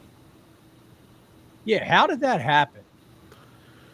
So there was a game earlier in the year where it got suspended in the 7th inning between the Blue Jays and the Red Sox. Make the throw. And Good hold. eventually, game was suspended until later in the year. After the trade deadline, he was traded. He gets up and he bats for I think he led off the game for, like, where they picked up. He led off for the Red Sox. I heard that too, and I'll tell you what, Red Riders, Slim. Some people call me the busiest man in the River Wards. I now have left River Wards, so I'm probably the busiest man in the city. With that being said, once summer comes, I'm no longer the busiest man in the city. I'm going to be consuming a ton of baseball, and I heard that stat last night when I was watching the Toronto game. That's unreal. It was a suspended game, and he got traded and played it. I heard it. I was like, what? Thinking it was a doubleheader. They did a deal in between games. But no, the game got suspended. Right. That's where your mind goes right away at the doubleheader. Yeah. Slim, do you have a trivia question you want to shout out there? Before they bust this open, we lose everybody, because Yeah. it's going to be it's going to be 9-4. Here's my trivia question, real fast. So have a quick draw, because I think some of you guys are going to have it. So get ready, get your Quick fingers draw, ready. big roll. Get your fingers ready. Nice You ready? pitch there. Who broke up the most no-hitters with a home run? He had 81 home runs that he broke up no-hitters with. 81. What player broke up the most no-hitters with a home run with 81 home runs? Think about it. Slim was asked this question, and as always, he knew it right away. He broke up the most no-hitters with a home run, and he had 81 such incidences. 81. Come on, chat. Do you guys know it? Check the text. I just sent it over. Yeah, it's a good one, right? That's a good one, right? That's not who I was going to say, I'll be honest. Okay. Yeah. For the chat, Bones knows, boys. Bones knows. Yes, he does. And All right, so I'll eliminate one guy. I was going to say Kyle Schwarber, who was not Good. the answer. Yeah. But you know what's funny? Good thinking. Because Yeah. I was having a conversation with a baseball dude, and we were talking Schwarbsy, and Yeah. you know we were talking about his on base streak, which is at 40 whatever right now. Right. And he said, what is the record? And I looked it up. It's 81 with Ted Williams. And we know about DiMaggio's hit streak. So yeah, like I said, it's no small feat what Schwartz is doing. And it's in And jeopardy right now. Yeah, Oh, hopefully he yeah. gets back up. Oh no, Wow. hopefully he gets up. He's leading off. He's leading off the Homer. ninth. So you already know this game's tied, because we got a tie baseball game coming. I'll bet you Chuggy walks.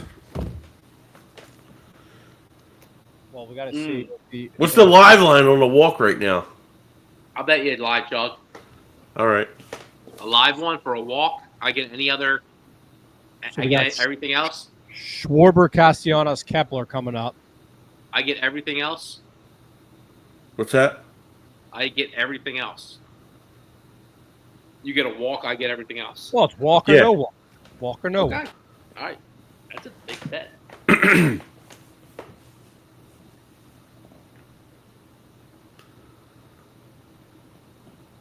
Is that Tampa?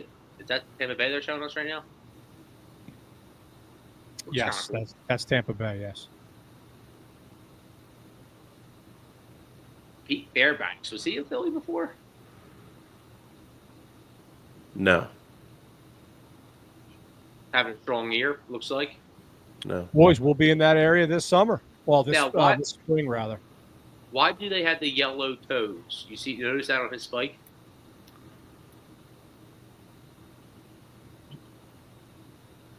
No On his idea. back leg? It's only the one, right? Yeah, it's just the one, too. It's weird. Oh, man. Schwarber was swinging for, Yeah, he was going for a home run. yeah. Who is the guy you're thinking of, though, Chris? Because Fairbanks is not the guy. Fairchild? No. Going to add a word after fair. Well, I don't know Oh, the Jesus Christ. There it is. And the streak continues. Pay Beast. this man his money. Middleton. He's a beast. Get Morgan family. You got to pay another $500 million. We need more money. We need more money. Who's this? Rojas coming in a pinch hit? Make that 100, Or a pinch run? 130 have- million. It has to stink, you know. All right, what name should your be- price. Name your price. What's his AAV? Give me the AAV. Slim. 25. That 4 years, 100 million, that's most I'm doing. 4 years, $27 million. Okay. Those are both. I like both of those. I think, like I said, I love the idea of him being our Ortiz.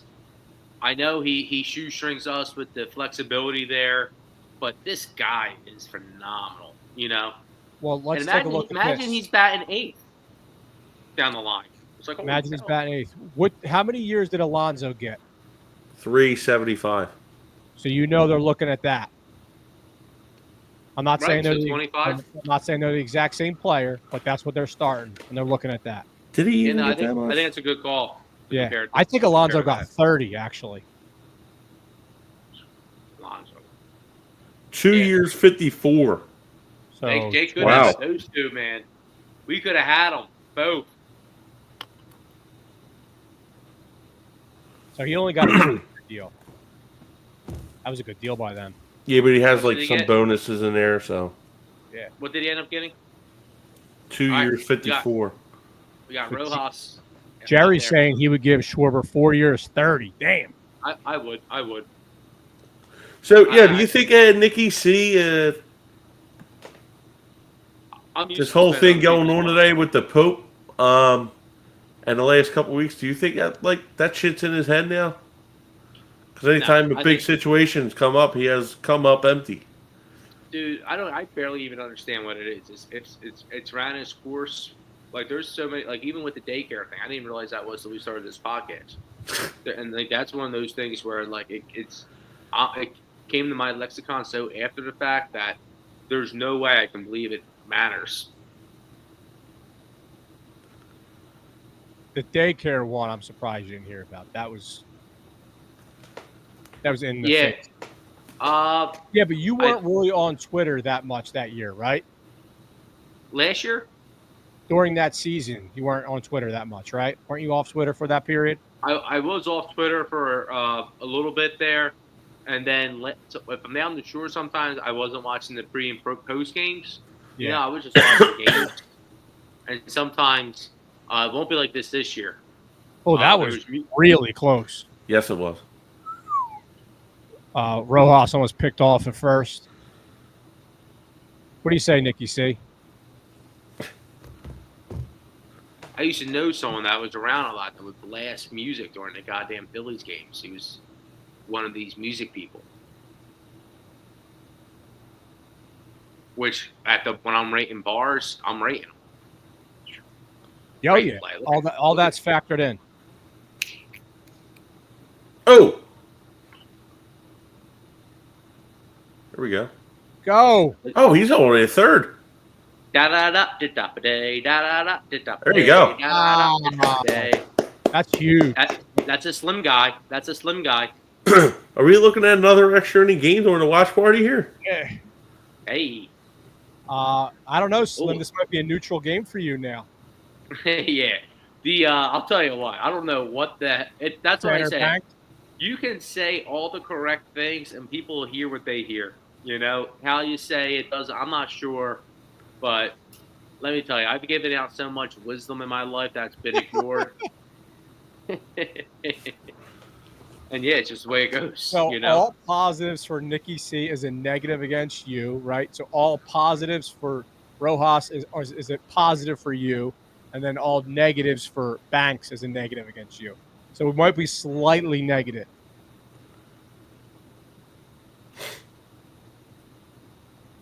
Let me see here. Yeah.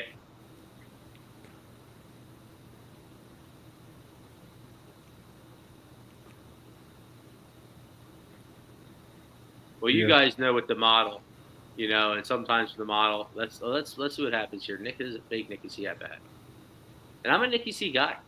You gotta serve at least 1 year of not being a Nicky C guy. One more. 2020, 2026, you could be a Nicky C guy.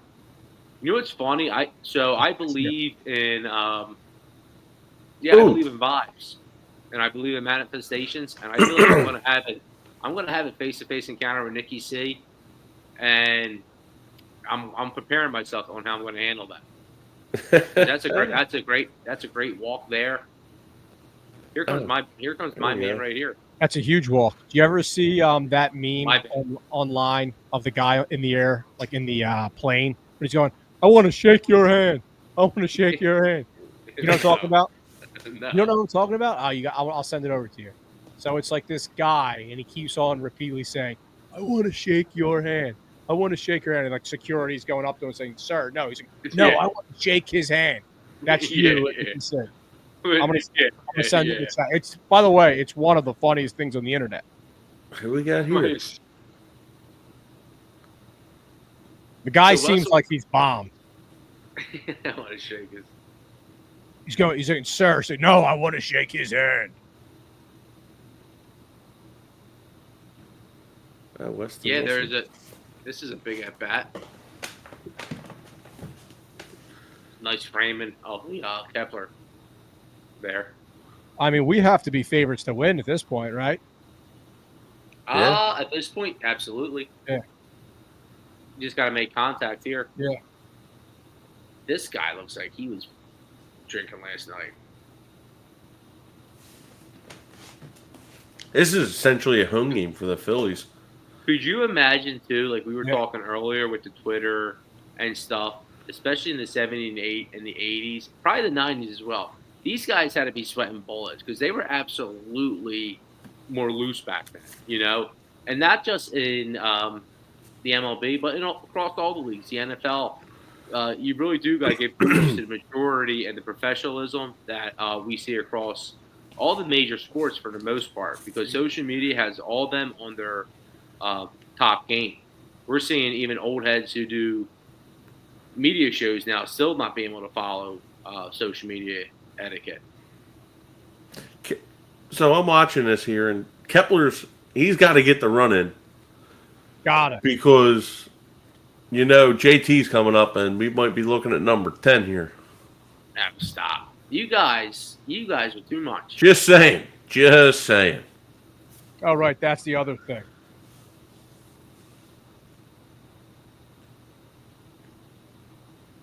Kepler's seen a lot of pitches. I just sent you guys that video in the chat. And the Phils have been seeing a lot of pitches. Stott's been seeing a lot of pitches. He's way above the average. And yeah, like I said with Kepler, they're really teaching him, I think, just to be a boomer bust guy. I think, he's a teacher man guy. Kepler is? Yeah, I'm pretty sure. My unofficial eye tells me he's a teacher man guy. And I'll tell you what I do. I hold some. I don't feel right because I know there's so many people out there that are real baseball heads, man. These art hitting types, these coaches. There's some great coaches out there.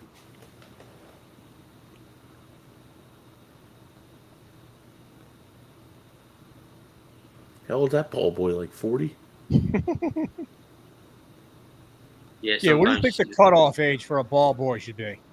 What do you think? In San Fran, there's dudes they look like they're about 80, but I never seen somebody that looked like he was about 40. They're either younger or older. It's a long at bat here. How many pitches is this at bat then? That's what I'm saying with these pitches, man. We're starting to we're doing our thing. I believe this is coming up pitch number 7. 7? Yeah, because he fouled one off.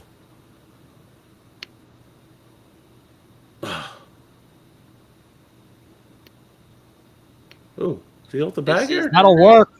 Is he off the bag? That'll do, Kelp.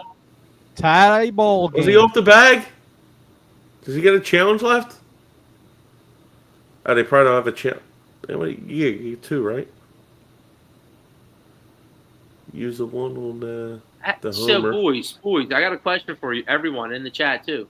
Since this series started, every once in a while, my television picture gets a little grainy, and I'm like, is it the minor league nonsense going on, or what's going on? It goes back and forth sometimes. Have anyone else been getting a graining picture spottedly throughout these last 3 broadcasts?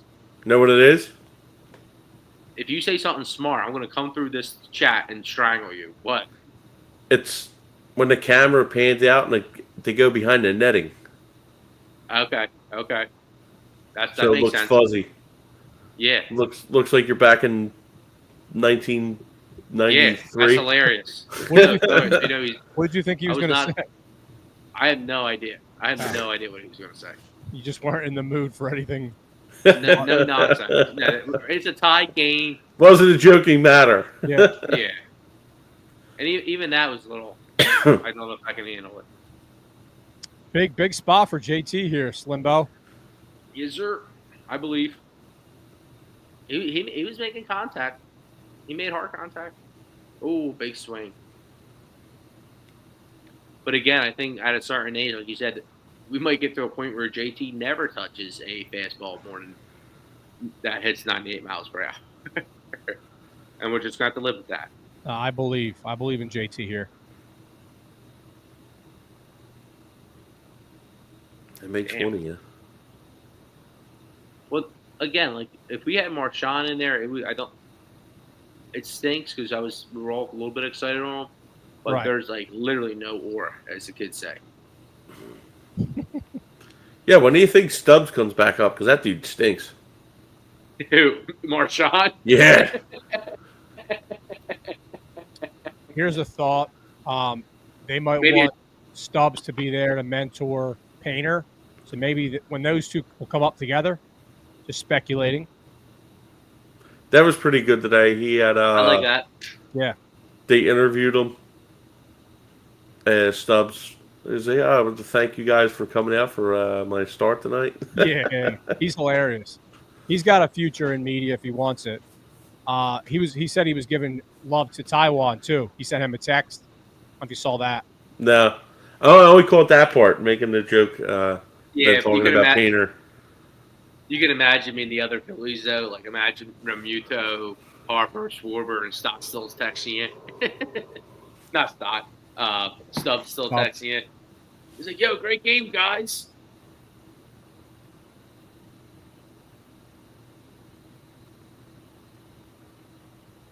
All right, here we go. Big spot for JT. Oh, Jesus Christ. What's up with Wilson? Does he, like, so when he got that started first, yeah, I'm just trying to figure out his full game here because I believe him as a hitter. But here comes Bohm now. And I like this because everyone's either one of slim guys or not a slim guy at this point.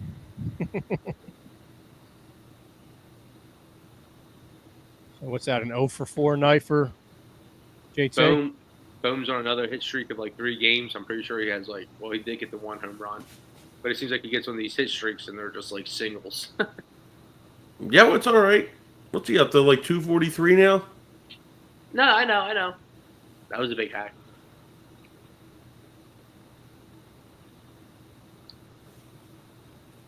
I just like Turner's dealing, and you got these guys still saying he's a slap hitter. Let's get on base. That's what he needs to do. Yeah, no, Turner's looking good. 239 at Bomer. It's funny how fast I'm becoming a Turner guy. I think he would have a lot more fans if he wasn't a shortstop. Yeah, I think that's a big problem, like how bad he sucks in the field. So it's not like adding up to where, like, because he kind of hit 294 last year. And it's also, look, it's overhyped, right? Like how bad he is in defense. He's not great, right? I'm not going to get on a microphone and defend him, but it's overhyped. Hard hit right at the second baseman, Bohm. All right. We go to the bottom of the ninth. It really depends what the conversation is, man. Because if you're in a 7-game series against a team like the Dodgers, look at the Yankees last year. The Dodgers knew they were going to put balls in play, and there was going to be fielding errors.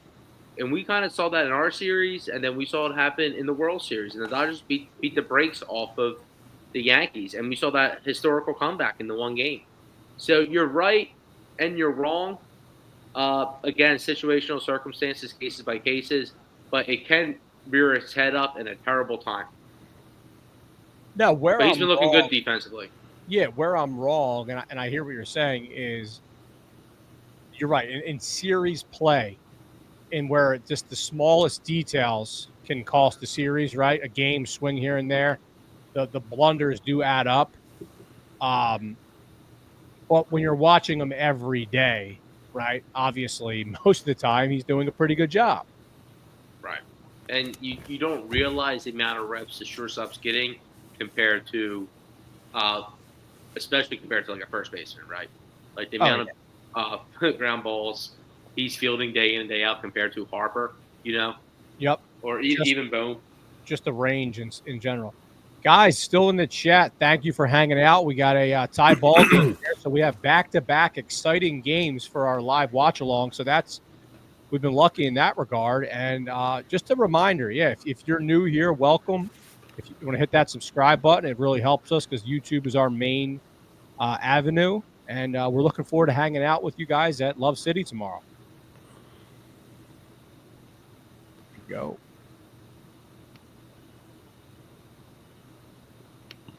So are we going to be at like a designated spot? So the way that, we've been in contact with the ownership there at Love City, who have been great partners with us, it all depends on our head count, right? So if we're expecting a pretty good crowd, and if it's a swing of 10 or so people, maybe we get a little private area. If it's kind of, 10 or 15. Leadoff single Big here. turn, big turn, big turn. So we'll figure it out.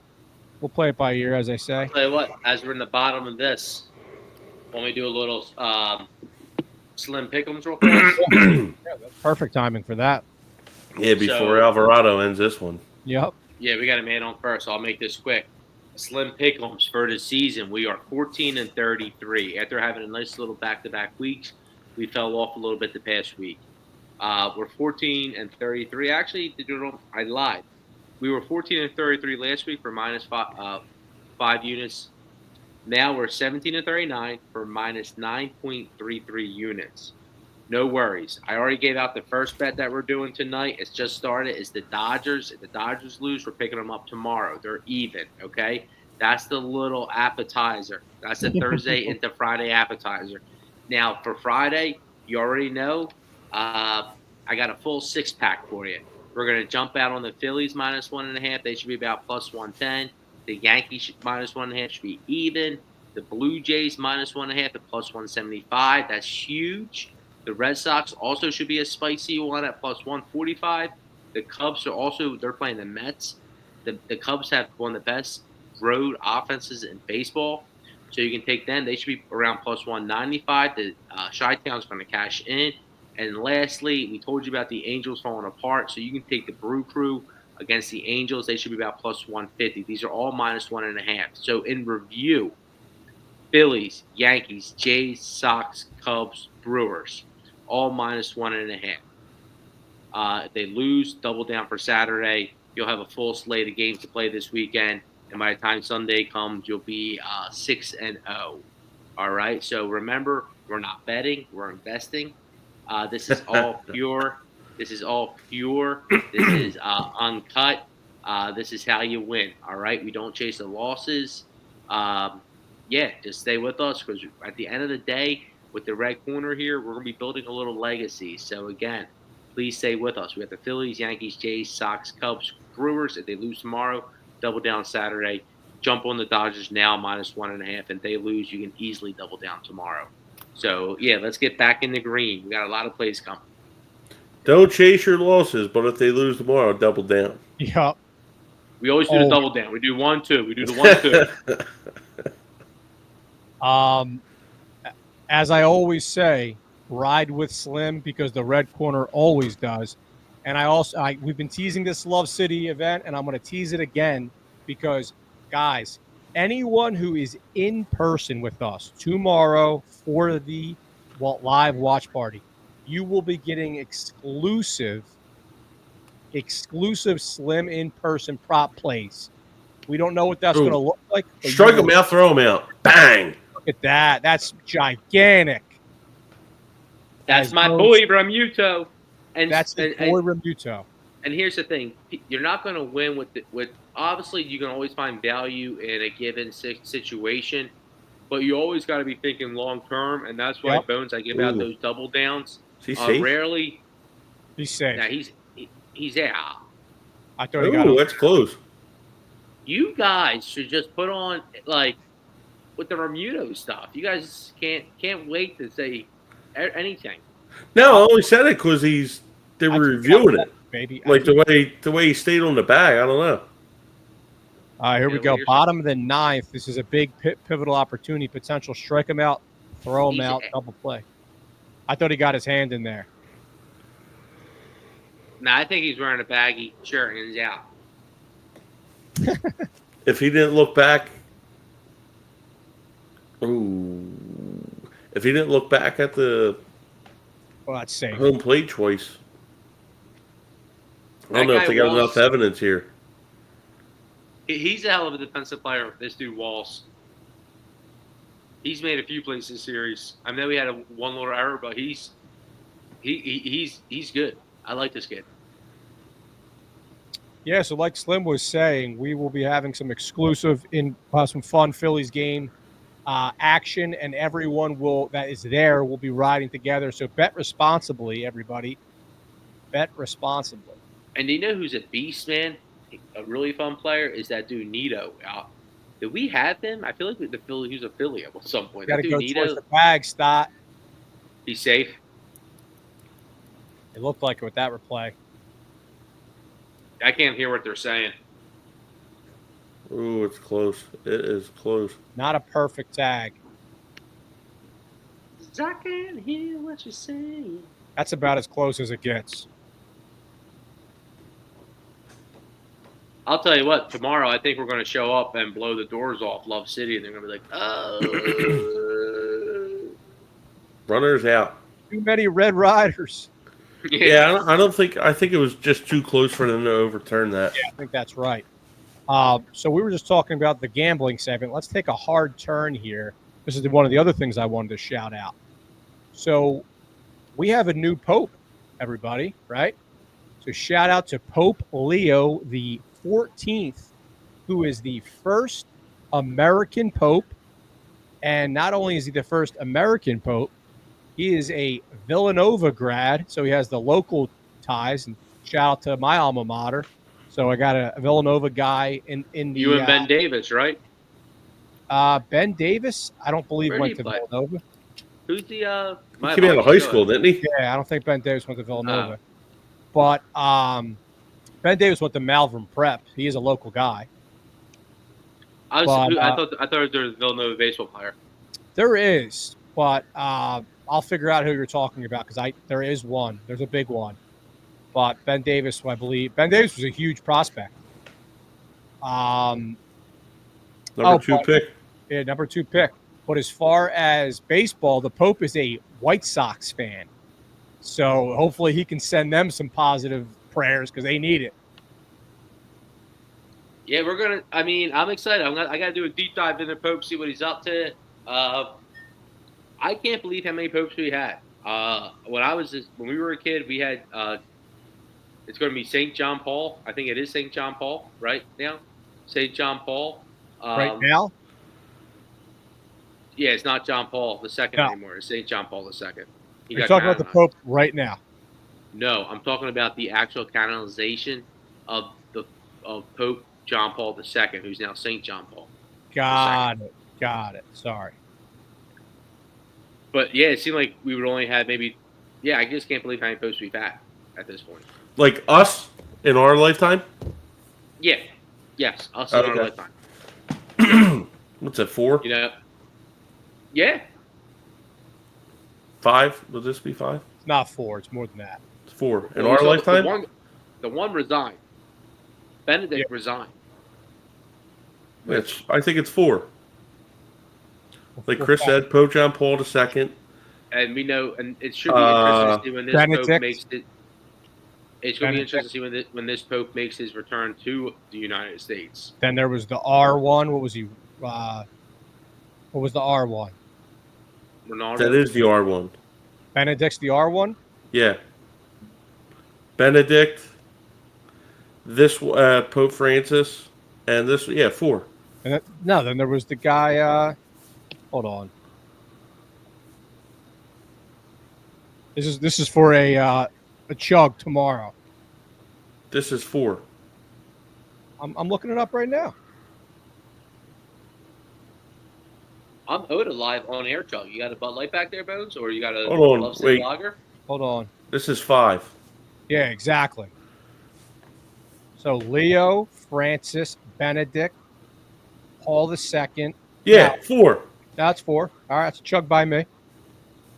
Who did I? Oh, that's what it was. It was Ratzinger. Yeah. Good call. That's Benedict. So Ratzinger was my. Yeah, that's his regular name. That's his regular name. That's what was throwing me off. All right. Damn. Because Paul II was the longest, right?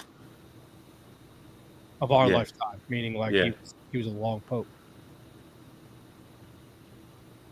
That's pretty cool, though, that he's a American citizen. Ooh, there we go, Marsh.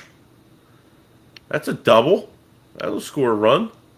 There we go, baby.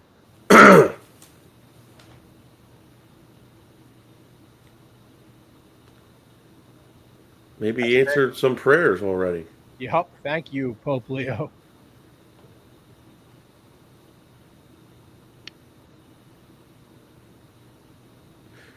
Chris, as the gamble man, did you place any money on Pope? No, not on the Pope. How long Is did it that where you take? draw the line? It's just the baseball. The rest of the sports fell out of favor due to the refereeing, due to overexposure, due to tempo, and baseball still has the Oh, look at alternative. this. That's a nice bunt by Stott. The Philly's game going changes. small here. The game changes are helping baseball to where they're hurting everything else. So Yep. Playing good ball here. I think it was 4 votes. I'm sorry. What do you mean by that? Chris asked how long it took them. They did one yesterday, Oh, and they gotcha. did 3 today. okay. There was actually one they were talking about. It went like 33 years. It took him to find one. Yeah. That's insane. So we were popeless for 33 years. I think it was 33 years. It's funny. I was thinking about that, right? Like the conclave. But this is like way back. Yeah, probably like in like the 1400s or something, or some crazy time. But I was thinking about this, right? Like during the conclave, it's probably some CIA level like background checks that they go into these guys, you know? So the interesting thing about this is like this guy, right? He is an everyday man, right? So someone somewhere went to grade school with this guy. Someone played, if he played sports, played sports. So I wonder if like everyone's wondering like, oh, I saw him, you know, sin before, right? Like if it gets that crazy where you're like thinking about that type of research that go into it. So I can only actually, imagine. Yeah, Especially shout out in to Chicago. He's a South Side guy. oh, 2 runs. That'll work. All right. That's a big run. That's a big run. So I seen something. He was supposed to come to Philly in August. August 28th, he was supposed to come to Philly to receive a St. Augustine medal or something. Supposed to do mass at St. Augustine Church and then have like a dinner and cocktails at the Union League. But he didn't go? No, it's supposed to be this year. I guess that ain't happening. Yeah. Yeah, you And got they were talking about like Francis before, like you go there and basically you might never go back to where you came. Like Francis never went back to where he came from. It's crazy. Like he went to Rome to vote on the Pope, got elected, and never seen family again. They'll say he's coming back to America. There's no doubt about it. Absolutely. Yeah. We'll come back to Villanova's campus for sure. We are the top of the 10th extra innings here, so free baseball. The Phillies have taken a 2-run lead, so it's 7-5. Bryce Harper at the plate. Oh, that's a hack right there. And the Phillies have a Pope themselves, former manager Paul Owens.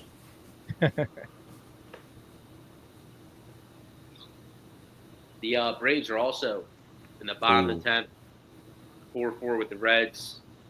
They've taken 2. It's been a 4-game series there. But the Reds, hopefully, the Reds are terrible. they had a pitcher go down last night. Hopefully, not too serious. Hunter Green, best pitcher they got. I saw Reds that. had an off day. One of the best young arms in the game, too. Their problem seems to be the hitting.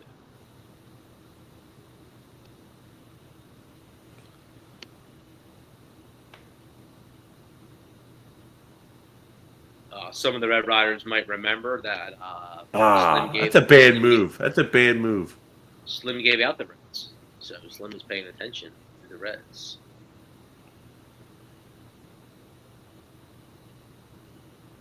Yeah, this 2-run. So here's the other thing. Everyone, I think the numbskull thing to say, and I argue with people, and I argue with baseball minds about this. Everyone said, "Oh, the ghost runner is an advantage to the away team," which I don't think is true because the home team gets to use them. They get it as well. you know? And the home team actually gets the advantage of they can decide what they want to do with that leadoff hitter. Do you want to intentionally walk them, set up double play? So do you guys think the ghost runner is an advantage to the away team? Because Slim doesn't, and I believe that's a contrarian view. I think it is Okay, why? Because I'm actually this is my sauce. because it puts more pressure on the home pitcher to make his pitches. Right. And they can say, all right, we can put him on so we can walk the leadoff guy to make it so we can get the force at third. But you're still gonna that pitcher's still gonna make them pitches for that to happen. There's a whole lot of True. pressure on them there. True. I'm with you. There is a lot of pressure there. And like if I guess most bullpen guys, they're used to maybe coming in out of the stretch, but like we look at Nola, even though he's not, but like guys like Aaron Nola as a starting pitcher, he sucks coming from the stretch. Like his numbers are obviously different. Coming out of the stretch.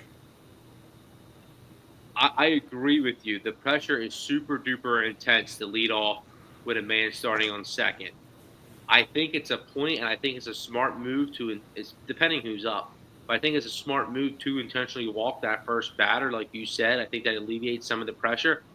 And then after that, if you make a couple pitches, now the pressure's back. It's flip flopped.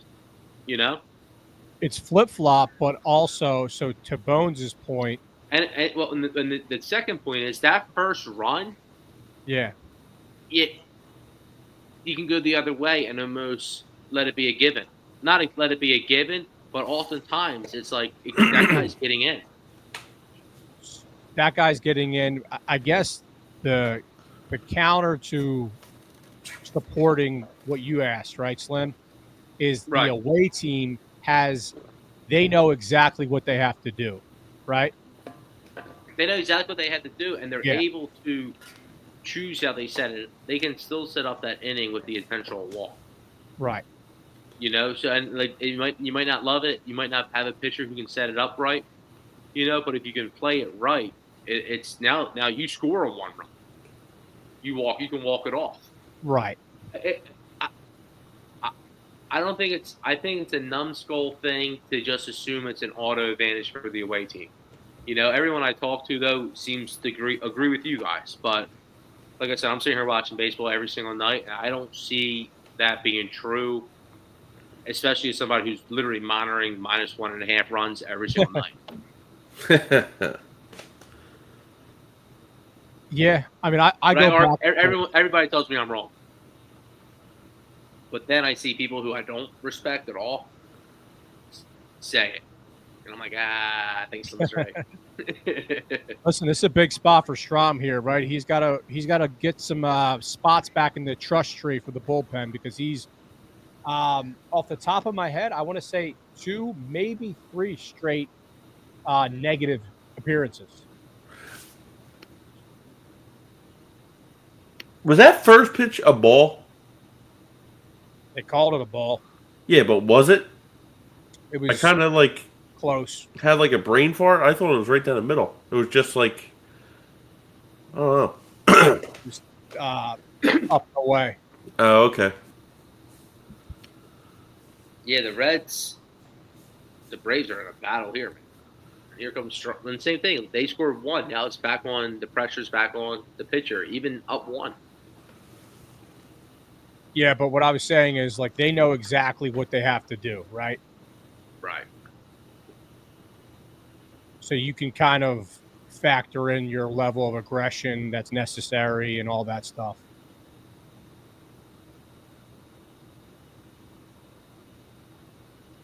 Because then the other move, which if you can pull it off, is you get let's say you have a power guy up, he gets intentionally walked. Then you got that double steal. Got the double steal. Yeah, I like it. I think it adds strategy to the game. We won't see it in the playoffs, but I'm not even sure, like I said, if I would be against it in the playoffs. I think it's interesting. There's Rojas. Big spot here for Ooh, Strom. pop up. Now this comes to your point. Now he can let this guy go, potentially have clean bases, and feel pretty good, right? That's the Right. point you guys are making. Exactly. Yeah, there's like now there's But that it guy takes on it, third base means nothing. There's less. The uncertainty is because the uncertainty is where there's a lot of value, right?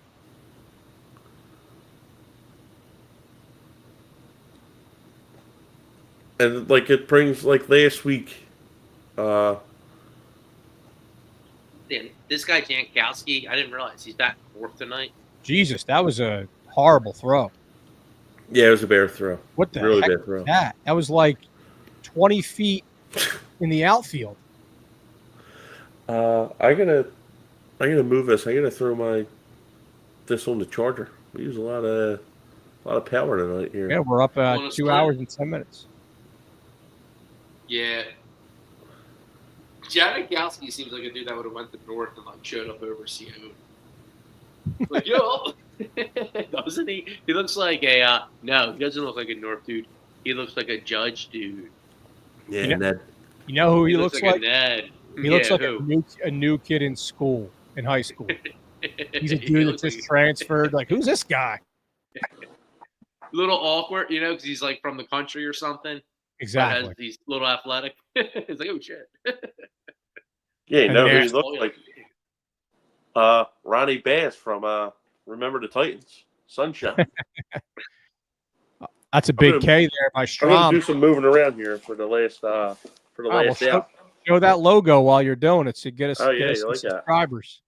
All right, there's the run that Bone said doesn't mean nothing. Scoring. Shit. Good thing they got Jansen up. He looked like he's not going to be taking the base. But same thing, they could take a base here. And it becomes, I mean, like you said, I guess it's still less pressure, but Oh, boy. that's what I would do. I would steal. I would if this guy can't run, I would put someone in who can potentially run. Bones, can you guys hear me? Yeah. Loud and clear.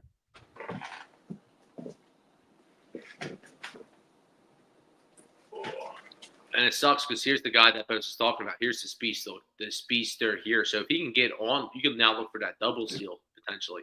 But I guess if that dude Jensen's slow, there's no chance he's making the third base.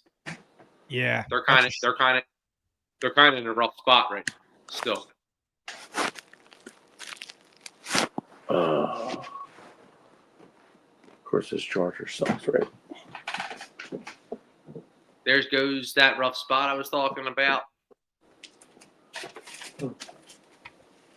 These games, I was just talking about how like I'm relaxed for this one. This game stinks. Bones knows the Phillies, TRC Slim, the Devo show. Those are some fire. Yeah, so this is 3 straight. Might be Monkey 4 Frenches. straight. Strom not handling business appearances. And remember, Strom was a starter way back when, like our boy Walker. Yeah, I got to do a deep dive into Strom this year. I'll do that over the next couple days, but because I feel like this is just off feel. It might be 4 straight where he just hasn't gotten the job done. It's ever since Shawnee K told us he sucked. See, even if we come out winning 7-6, I consider our job done and just being fine. But let's hold on here. Yeah, I mean, you're not wrong, but what do you have? 3 hits? Because the ghost runner, you can't hold against him. Yeah. Really. But, 3 hits and a run, it's not great for a reliever. For an inning. So let's see. I'm with you.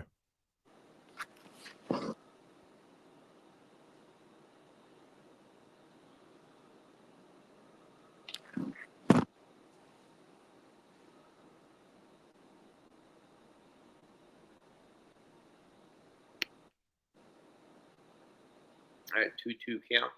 All right. Actually, only 2 hits. 2 hits, yeah. Yeah, so I'm overreacting a little bit here. Nah. Still missing his spots and stuff. Yeah, he hasn't looked great. No walks.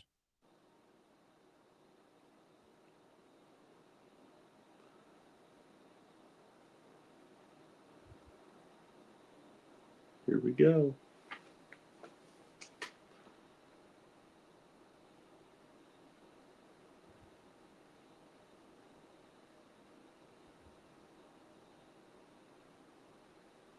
All right, here we go. Bottom of the 10th. Strom with a save opportunity.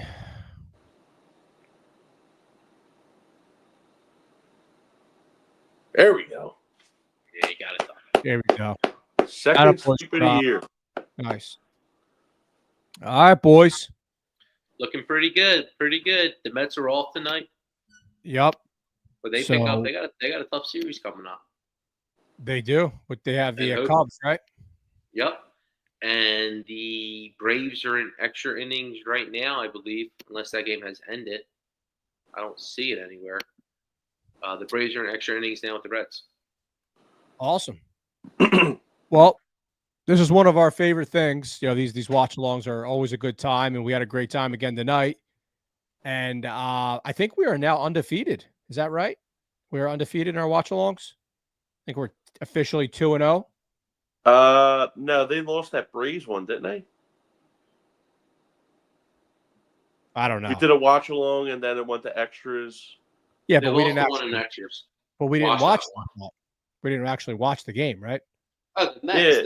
The Mets beat the crap out of us. Yeah, we did. Yeah, the Mets beat the crap out of us. All right. Anyway, that was not correct. But Yeah. guys, thank you for hanging out with us. If you are still here, subscribe, like, do all that stuff. We are everywhere. And tomorrow, Bones, Slim, Devo, we will be at Love City Brewing. Come hang. Any final words? Any final remarks? Do you have it on this day? Oh yeah, I got it All on right. that day. We're going to finish it off. Oh, awesome.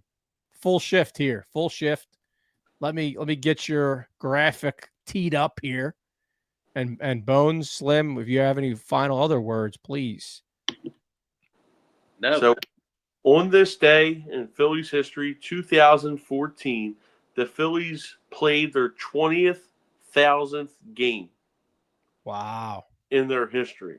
And prior to that, there's only three teams that reached the 20,000 mark. It was the Cubs, the Braves, and the Giants. That's a nice factoid right there. All righty. The Phillies sweep the Rays, the second sweep since the Rockies series. Guys, we will see you all tomorrow night. Good night. Go Phils.